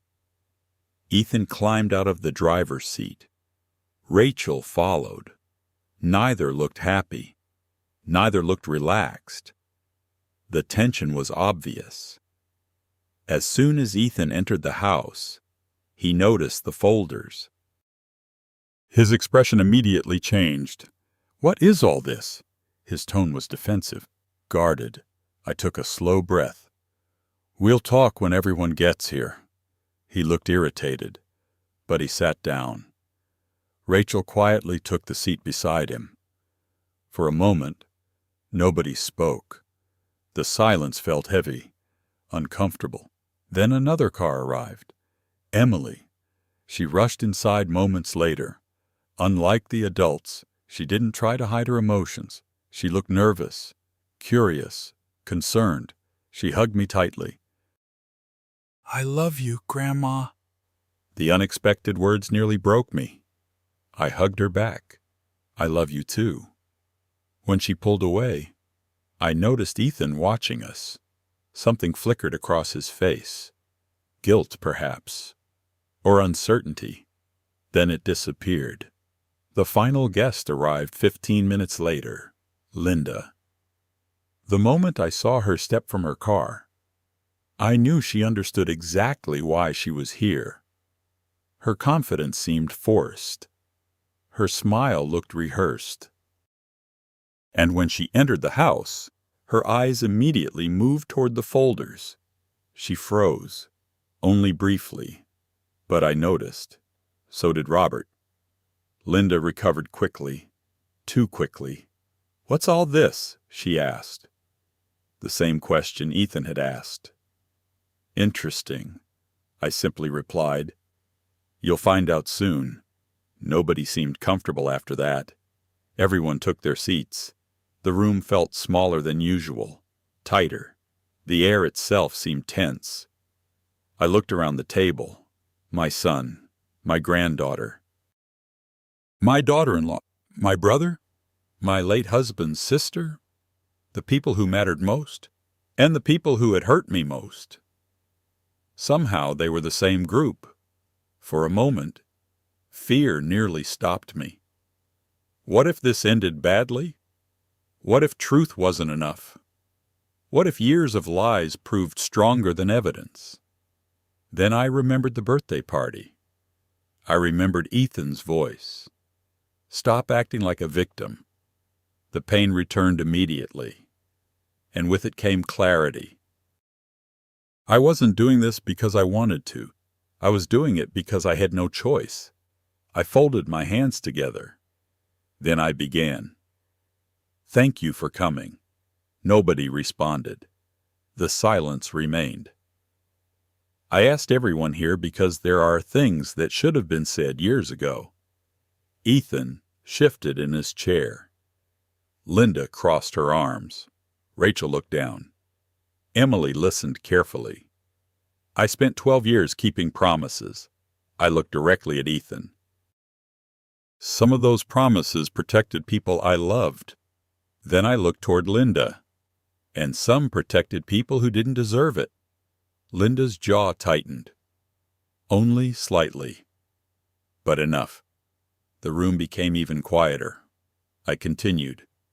At Emily's birthday party, Ethan accused me of playing the victim. My son's face reddened. "Mom." "No." I raised a hand. "For once, you're going to listen." The firmness in my voice surprised even me. Ethan immediately fell silent. I had spent years avoiding confrontation, years backing down, years choosing peace over conflict. Today was different. Today I intended to finish what I started. I opened the first folder, the insurance records. I want everyone to understand something. I slid copies across the table. These are the actual records from Michael's life insurance policy. Rachel accepted her copy. Emily leaned forward. Ethan looked skeptical. Linda looked uneasy. I continued. For years, people have suggested I kept this money for myself. No one spoke. No one denied it. Because everyone knew exactly who had suggested it. I pointed to the documents. Read them. The room filled with the sound of turning pages. A few minutes passed. Rachel frowned, then frowned harder. Emily's eyes widened. Ethan kept reading, his expression slowly changing, confusion replacing certainty. Meanwhile, Linda remained completely still. Too still. I recognized that posture. The posture of someone calculating, someone preparing, someone realizing events were no longer under control. When everyone finished reviewing the documents, I spoke again. That's where the money went. I pointed at the highlighted sections. Mortgage, another section. Medical debt, another. Creditors, another. Ethan's college expenses. Silence, pure silence. The kind of silence that only appears when assumptions begin collapsing. Ethan looked up first. His face had lost much of its confidence. I didn't know. The words came quietly, almost involuntarily. I nodded. I know. Because he didn't know. That was the tragedy. Not that he had hated me. That he had hated me without knowing the truth. But we were only getting started. The insurance records were merely the beginning. I opened another folder. Then another. One by one, I laid out 12 years of reality. Every sacrifice, every payment, every debt, every hidden burden. And with every page, the room grew quieter, until eventually nobody was speaking at all, not even Linda. Then I reached for the final folder, the one I had saved for last, the folder containing records tied directly to her, the folder that explained everything. The moment my hand touched it, I saw fear flash across Linda's face. Real fear. The first genuine emotion she'd shown all afternoon. And in that instant, I knew something. She already knew what was inside. The moment I picked up the final folder, the entire room changed. I saw it happen, not in words, in faces. Ethan leaned forward. Rachel sat straighter. Emily stopped turning pages. Robert folded his hands and waited. And Linda looked terrified. Not nervous, not uncomfortable, terrified. For 12 years, she had controlled the story. For 12 years, she had guided conversations, planted doubts, shaped opinions. For 12 years, she believed I would remain silent. Now she wasn't so sure. I opened the folder slowly. No one spoke. The only sound in the room was the soft rustling of paper. I've shown you where the insurance money went. I looked directly at Ethan. I've shown you the debts. I looked around the room. I've shown you the mortgage records. Then I placed several documents in front of everyone. And now I'm going to show you something else. Linda shifted in her seat. Just slightly, but enough. My voice remained calm. For years, I've heard the same story. I paused. The story that Linda repeatedly helped Michael financially. Nobody interrupted. The story that Michael depended on her. Another pause. The story that I somehow benefited while everyone else sacrificed. I slid the documents forward. Those stories aren't complete. Rachel picked up the first page. Her eyes immediately narrowed, then widened. She looked at the next page, then the next. Ethan followed. Emily leaned closer.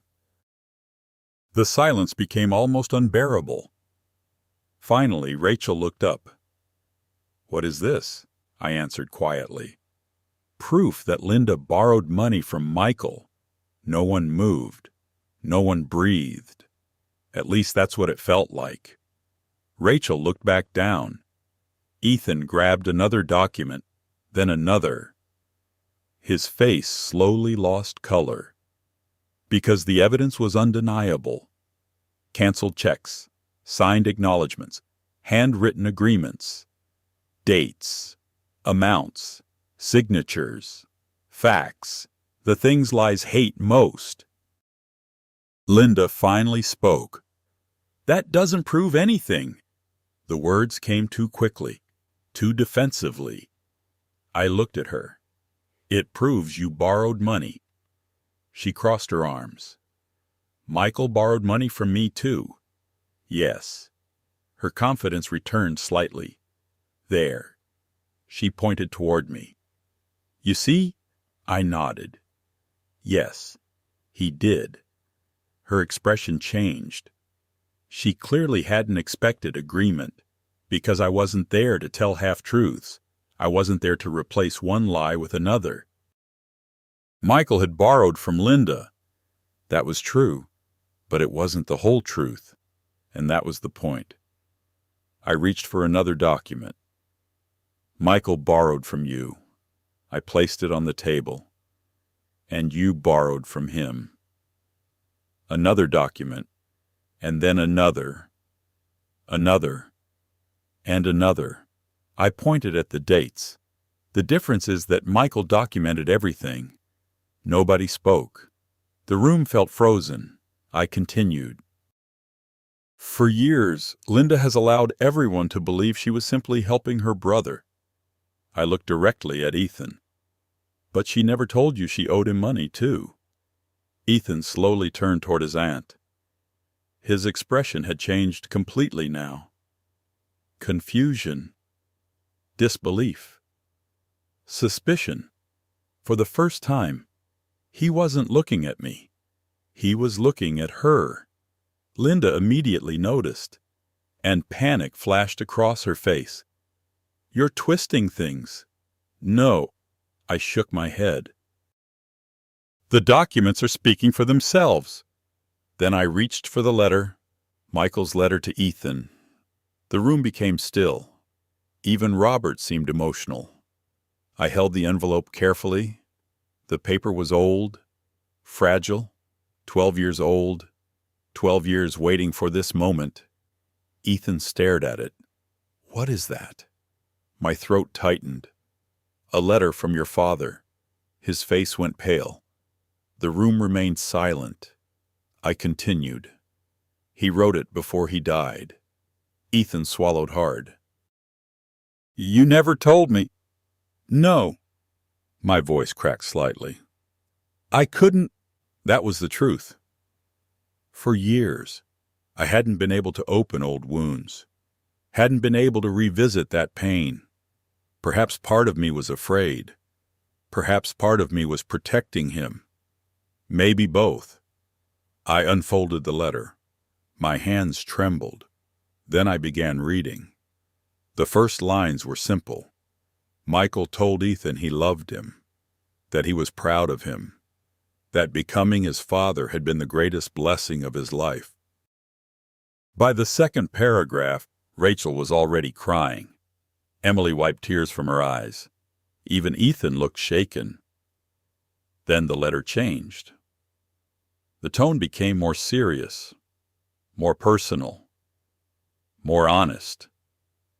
And finally, Michael wrote the words that changed everything. "Ethan, if you're reading this, then I'm gone. And there is something you deserve to know. Your mother has spent years protecting me from the consequences of my own choices." The room froze. I continued reading. "She carried burdens that should have been mine. She paid debts I created. She cleaned up mistakes I made. And she did it because she loved our family."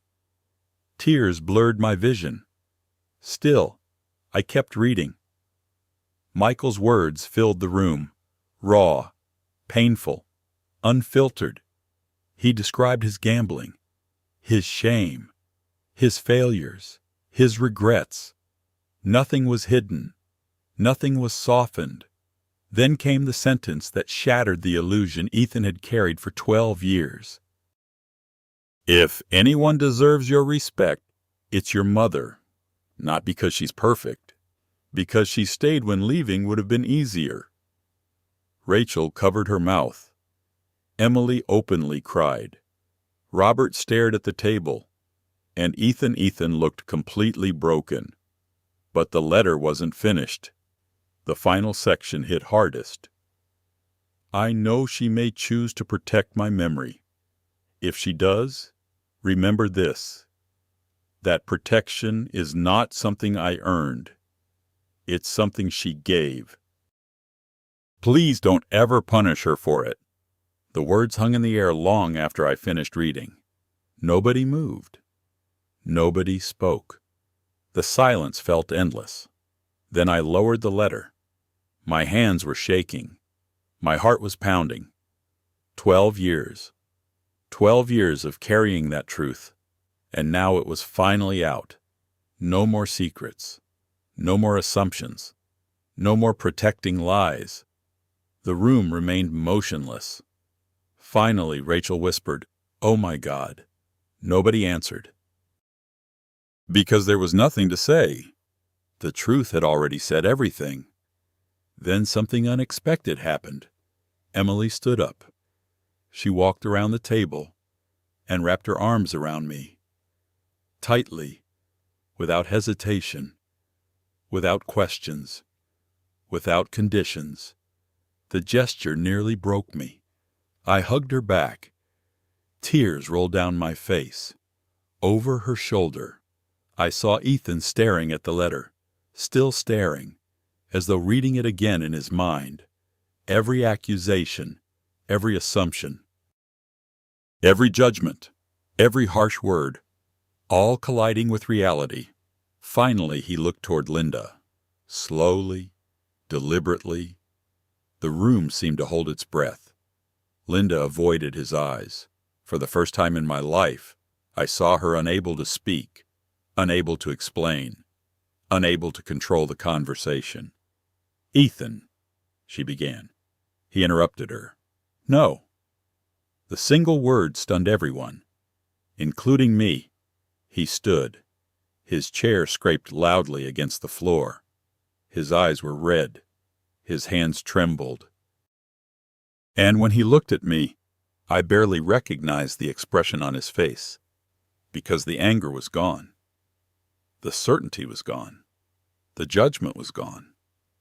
What remained was something far worse. Devastation. The devastation of a son realizing he had been wrong. Terribly wrong. For a very long time. Then he looked down at the letter again. And I knew. The hardest part of this day was only beginning. I had imagined this moment many times. In some versions, Ethan got angry. In others, he denied everything. Sometimes he walked out. Sometimes he defended Linda. But I never imagined this. I never imagined complete silence. The room felt frozen after Michael's letter. Nobody moved. Nobody spoke. Even the rain tapping softly against the windows seemed louder than before. Ethan stood beside his chair, staring at the pages in front of him. His father's words. His father's confession. His father's apology. His father's truth. For 12 years, he had carried a version of Michael that no longer existed. A perfect father. A flawless man. A victim. Now that image was collapsing, and I could see the devastation on his face. Part of me wanted to comfort him. The mother in me still existed. It always would. But another part of me remained wounded, deeply wounded, because while Ethan was discovering painful truths today, I had been living with those truths for years, alone. Finally, Rachel broke the silence.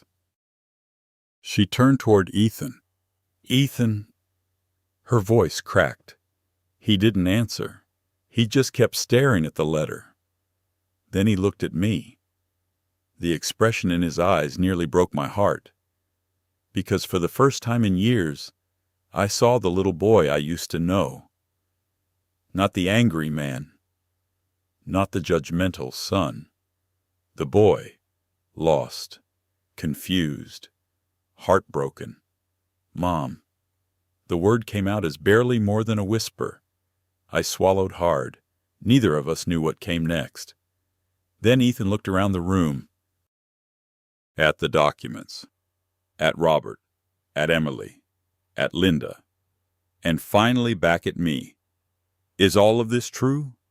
The question wasn't hostile. It wasn't accusatory. It was desperate. A man clinging to the last fragments of certainty. I nodded slowly. Every word. He looked down again, then back at the letter, then back at me, as if hoping reality would somehow change, as if reading it enough times might produce a different outcome. It didn't. The truth remained, unmoving, relentless. Rachel reached for his hand. He barely seemed to notice. Several seconds passed, then a minute, then another. Finally, Ethan spoke. I accused you. No one answered. I blamed you. Still no one answered. His voice began trembling. I blamed you for things Dad actually did. The room remained silent, because there was nothing to argue with, nothing to explain away, nothing to soften. Only truth. Then Ethan looked directly at Linda. The change was immediate. The confusion in his face became something else. Understanding. And understanding can be painful. Very painful. Aunt Linda? She looked uncomfortable. Ethan? When did you know? The question landed like a hammer. Linda immediately shifted in her seat. What do you mean? Ethan's voice hardened. When did you know about all this? No answer. When did you know Mom paid the debts? Silence. When did you know the insurance money went to the house in my college? Still silence.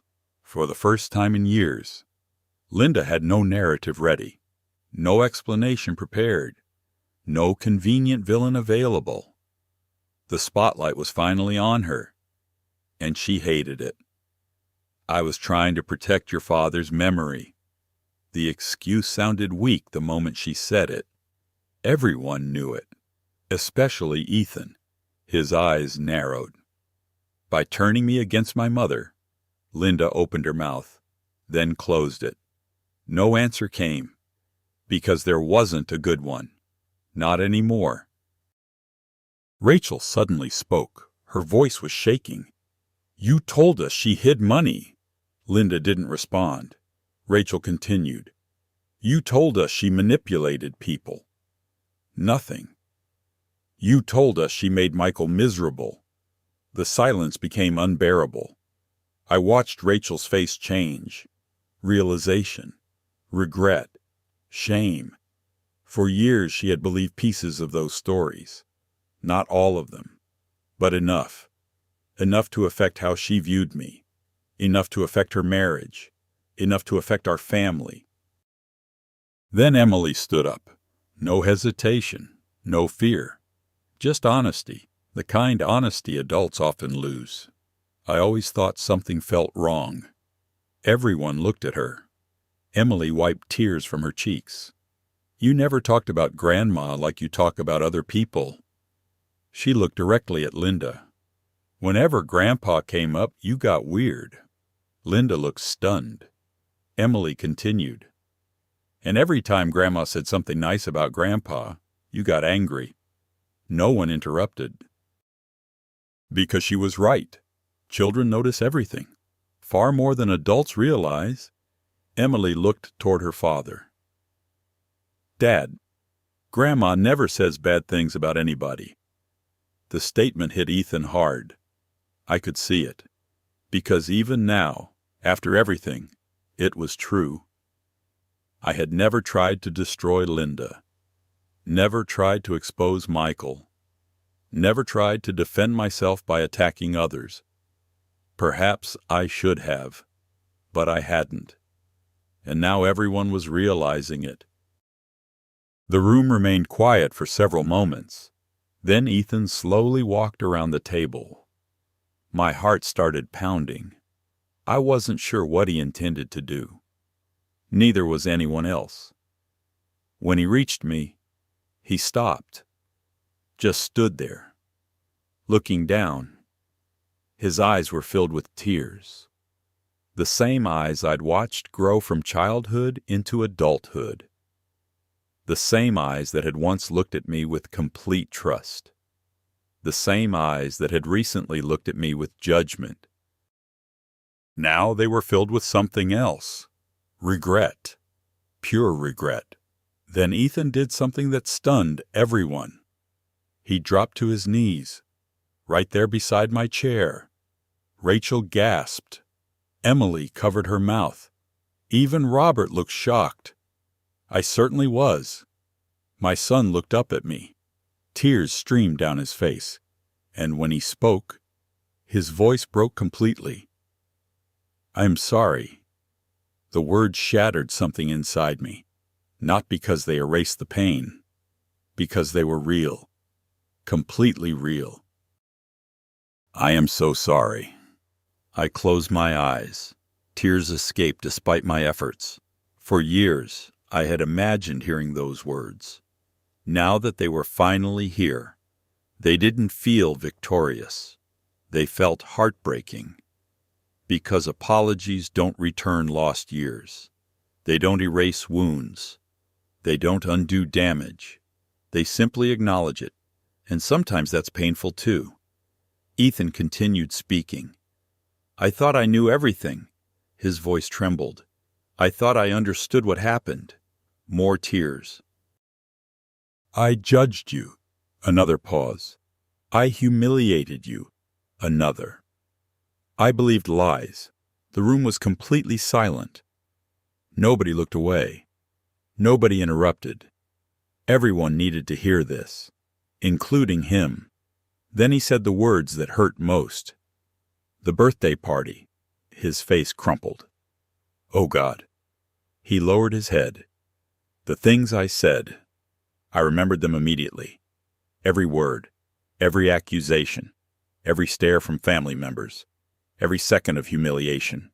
The memory still hurt. And judging by Ethan's expression, he knew it.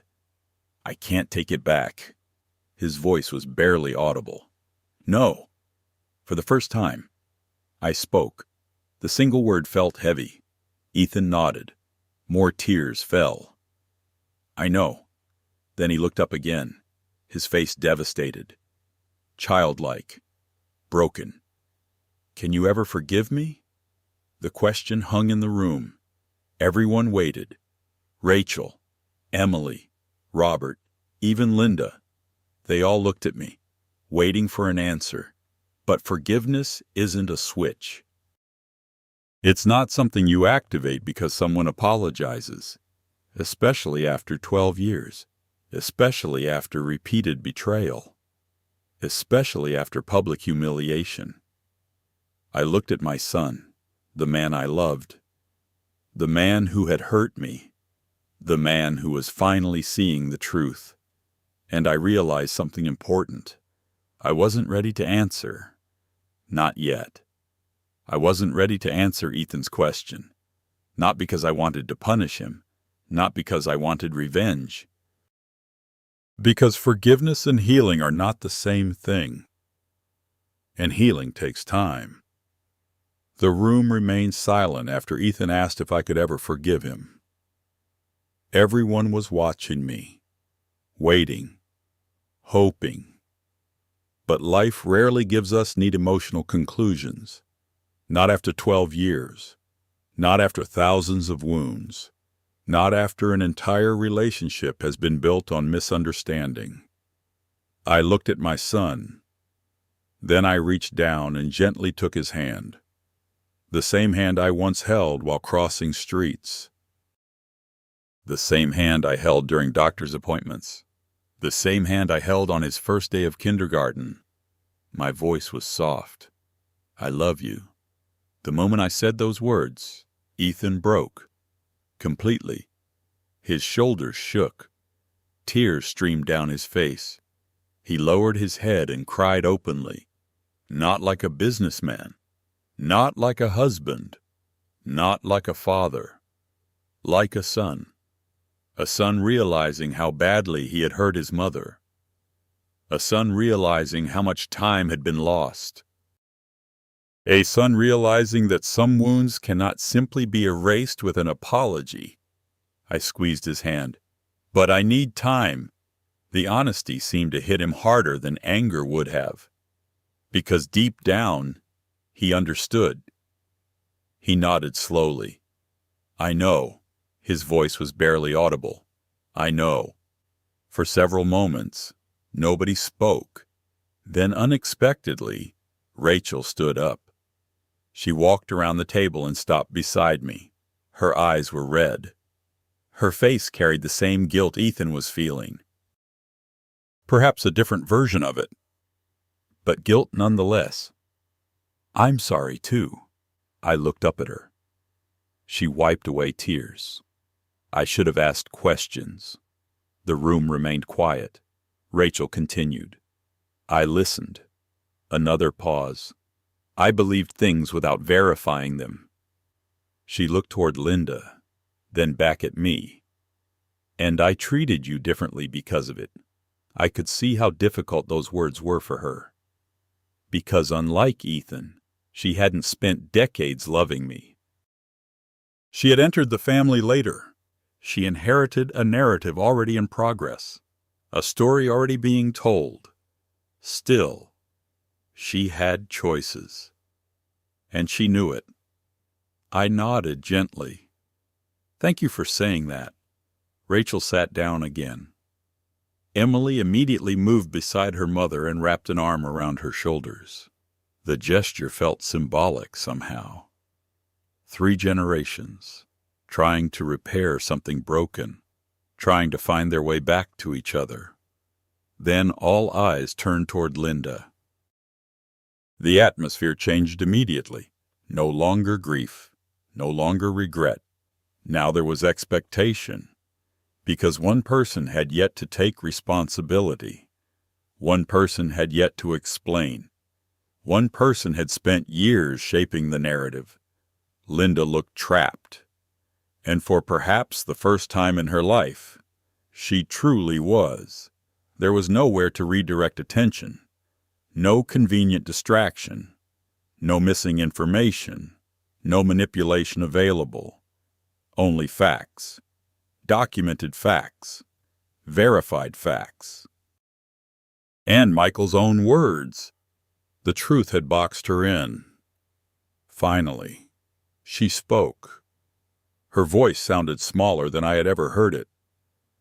You don't understand. The statement immediately frustrated Ethan. He stood up. No.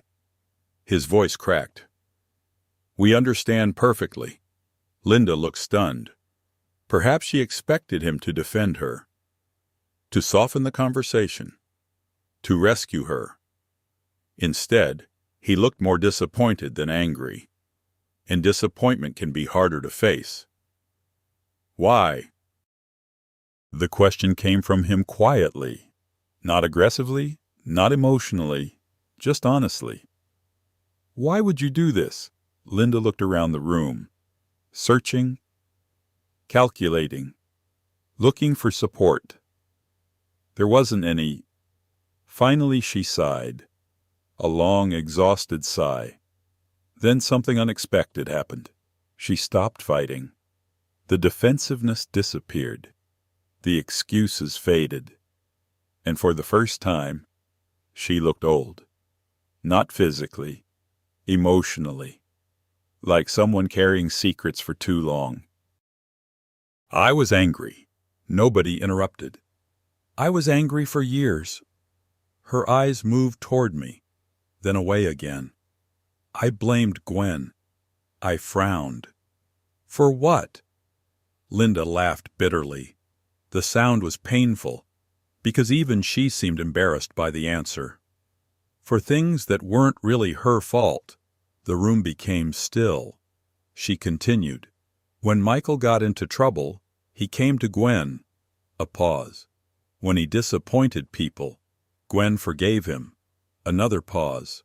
When he needed help, Gwen stayed. I still didn't understand. Then Linda said something that surprised everyone. Nobody ever stayed for me. The words hung in the air. Suddenly pieces began connecting. Not excuses, explanations. There is a difference. Linda wasn't justified, but perhaps she was understandable.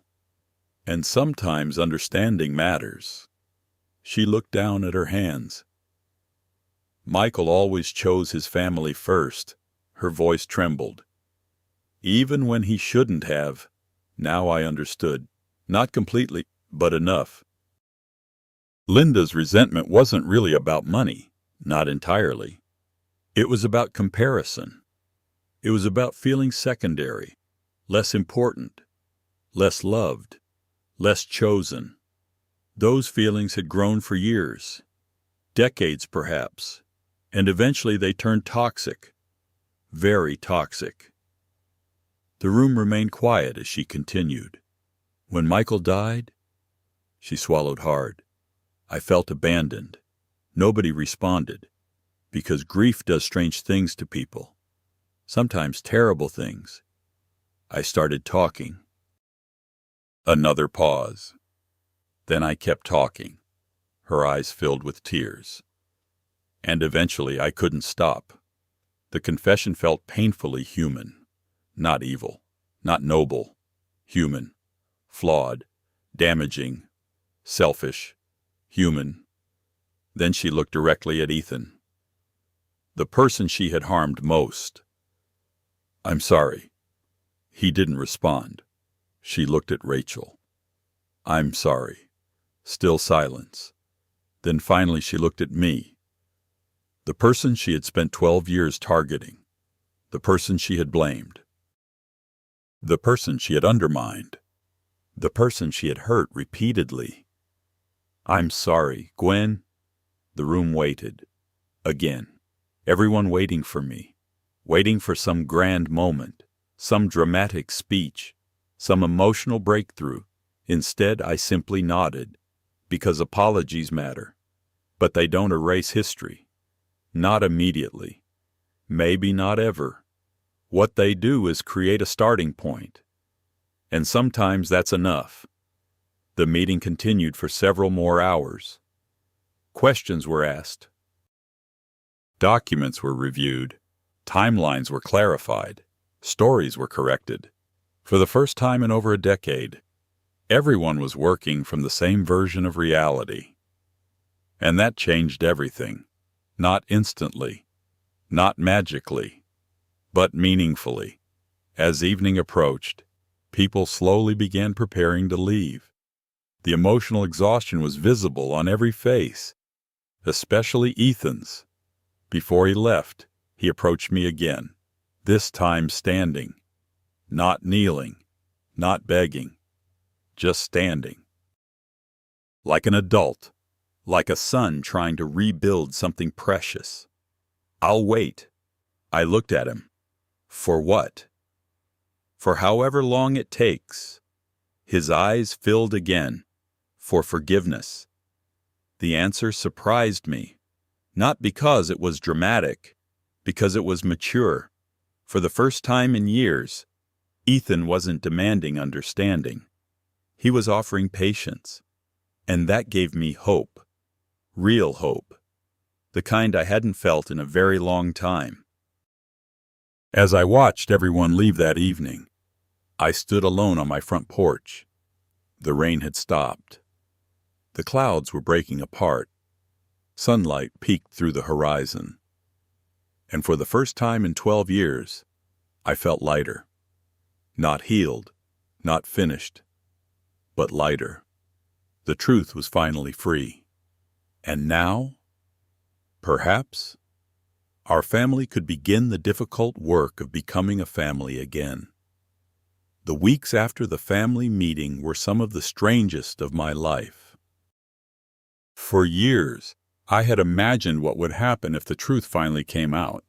I imagined arguments, resentment, division, maybe even permanent estrangement. What I never imagined was silence, not hostile silence, respectful silence, the kind that follows a storm when everyone is still surveying the damage. For the first few days, Ethan didn't call, and honestly, I was grateful, not because I didn't love him, because I needed space.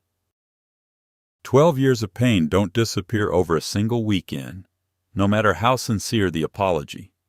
No matter how devastating the revelation, healing requires room to breathe. For the first time in years, I allowed myself that room. I stopped worrying about everyone else, stopped carrying everyone else's emotions, stopped trying to fix problems I didn't create, and slowly, I started paying attention to myself again. One morning I took a walk through a nearby park. Nothing special. Just a simple walk. The sun was shining. Birds were singing. Children were playing in the distance. Yet somehow it felt extraordinary, because I couldn't remember the last time I had walked without carrying the weight of secrets. The burden wasn't completely gone, but it was lighter. Much lighter. 3 days after the family meeting, a letter arrived. I recognized Ethan's handwriting immediately. My heart tightened. For several minutes, I simply stared at the envelope. Then I opened it. Inside was a handwritten letter, 5 pages long. The first sentence nearly made me cry. Mom, for the first time in my life, I don't know how to begin. I sat down at my kitchen table and kept reading. The letter wasn't defensive. It wasn't self-serving. It wasn't filled with excuses. In fact, that was what struck me most. Ethan wasn't trying to explain himself. He was trying to understand himself. Page after page, he reflected on his behavior, his assumptions, his pride, his failures. The parts that hurt most were also the parts that felt most honest. I spent years believing I understood you. The truth is, I spent years listening to stories about you instead of listening to you. Another paragraph stayed with me. I made you pay for sacrifices I never knew you made. I blamed you for protecting me. I punished you for loving me. By the time I finished reading, tears covered my cheeks. Not because everything was fixed. Because the letter was real, painfully real. For the first time in years, I felt like Ethan was speaking to me rather than speaking through someone else's influence. The following week, another letter arrived. Then another. Then another. Each one different. Each one thoughtful, each one sincere. Not once did he ask for forgiveness. Not once did he pressure me. Not once did he make the letters about himself. Instead, he focused on accountability, and accountability is rare. Very rare, especially when it hurts. Meanwhile, something else began happening, something I hadn't expected. Rachel started reaching out too. Not often, not aggressively, just enough.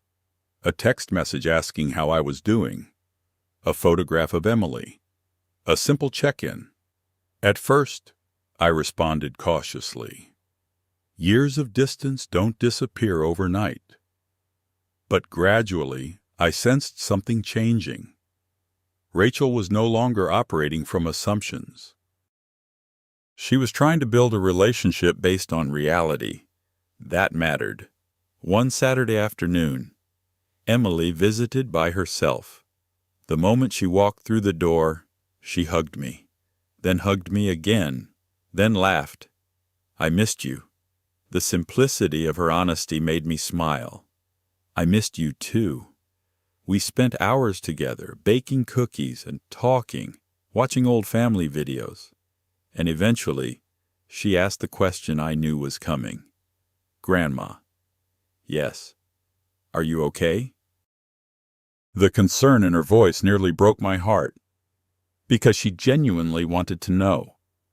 Not because she wanted information, not because she wanted drama, because she cared. I thought about the answer carefully. Then I smiled. I think I'm getting there. Emily nodded, as if she understood. And perhaps she did. More than most people. Before leaving that evening, she said something that stayed with me. You know, Dad cries a lot now. I laughed softly. Really? She nodded. More than I've ever seen. Then her expression grew serious. He loves you. The words lingered after she left. Because despite everything that happened, I knew they were true. Love had never been the problem. Fear had been the problem. Pride had been the problem. Silence had been the problem. Lies had been the problem, but not love. Love had simply gotten buried underneath everything else. A month after the family meeting, another unexpected development occurred. Linda called. At first, I considered ignoring it. Part of me wanted to, but eventually, I answered. The conversation was awkward, painfully awkward. Neither of us knew where to begin. Finally, Linda spoke. I started therapy. The statement surprised me, not because therapy was unusual, because admitting it required humility. And humility had never been Linda's strongest trait. She continued. I should have done it years ago. I remained quiet. Listening. For nearly an hour, she talked. Not to justify herself, to understand herself. The loneliness, the resentment, the jealousy, the grief. None of it excused what happened. But understanding isn't the same as excusing. And perhaps understanding was the first step toward preventing it from happening again. When the call ended, I felt unexpectedly peaceful, not healed, not reconciled, but peaceful. A few days later, Robert visited. We sat on my back porch drinking coffee. The autumn air had become cooler. The leaves had started changing colors. For a while, we simply watched the trees. Then he smiled. You look different. I laughed. Older. No. He shook his head. Lighter. The same word I had been thinking for weeks. Lighter. Not because life had become perfect. Because I was finally carrying only my own burdens, not everyone else's. Then Robert asked a question. Have you heard from Ethan lately? I nodded. Every week. And I stared out at the trees, thinking, reflecting, evaluating. Then I answered honestly. He's trying. Robert smiled. Good. Another pause. Then he added something that stayed with me. Sometimes that's all people can do. Try. Not erase the past. Not undo mistakes. Not rewrite history. Just try. And perhaps that was enough. That evening, when I returned inside, I found another envelope waiting in my mailbox. Ethan's handwriting again. I opened it immediately. Inside was a short letter. Much shorter than the others. Only one page. But every word mattered. At the very bottom was a final sentence. One simple sentence. If you're ready, I'd like to see you.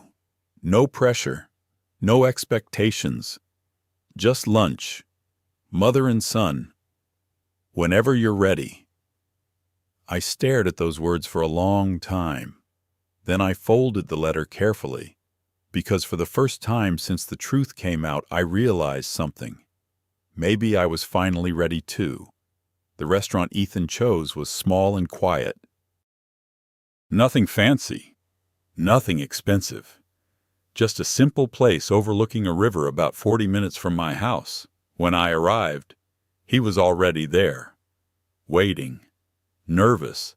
I could tell immediately. He stood the moment he saw me, the same way Michael used to stand whenever I entered a room. That realization caught me off guard. For a second, I saw traces of his father. Not the mistakes, not the addiction, the kindness, the gentleness, the humanity. Life is strange that way. Sometimes the qualities we fear are inherited, never appear, and the qualities we forget somehow survive. "Hi, Mom." His voice was quiet, careful. "Hi, Ethan." For a moment, neither of us knew what to do. Then we hugged. Not a dramatic movie hug, not a tearful collapse. Just a simple hug between a mother and her son. But after everything we'd been through, it felt monumental. We sat down. The waitress brought menus. Neither of us looked at them. We were both too distracted. Finally, Ethan laughed nervously. "I don't think I'm hungry." I smiled. "Neither am I." The tension eased slightly. For the first time in a long while, being together didn't feel like a battle. It felt like possibility. For a few minutes we talked about ordinary things. The weather, Emily, work, safe topics. Topics that allowed us to find our footing. Then eventually the conversation arrived where it needed to go. Ethan looked out at the river, then back at me.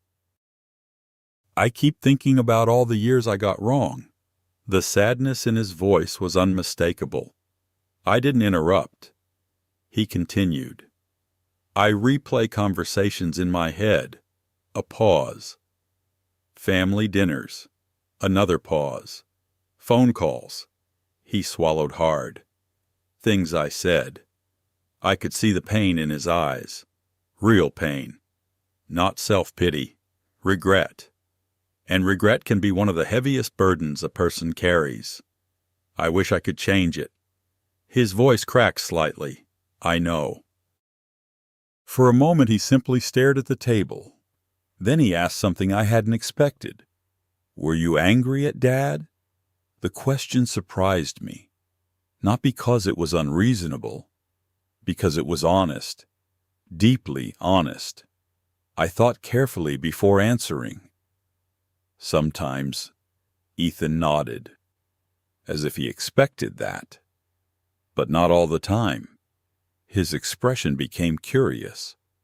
"How?" I smiled sadly. "Because people can be more than one thing." He listened quietly. "Your father hurt me." I didn't soften the truth. He lied. A pause. He made terrible decisions. Another pause.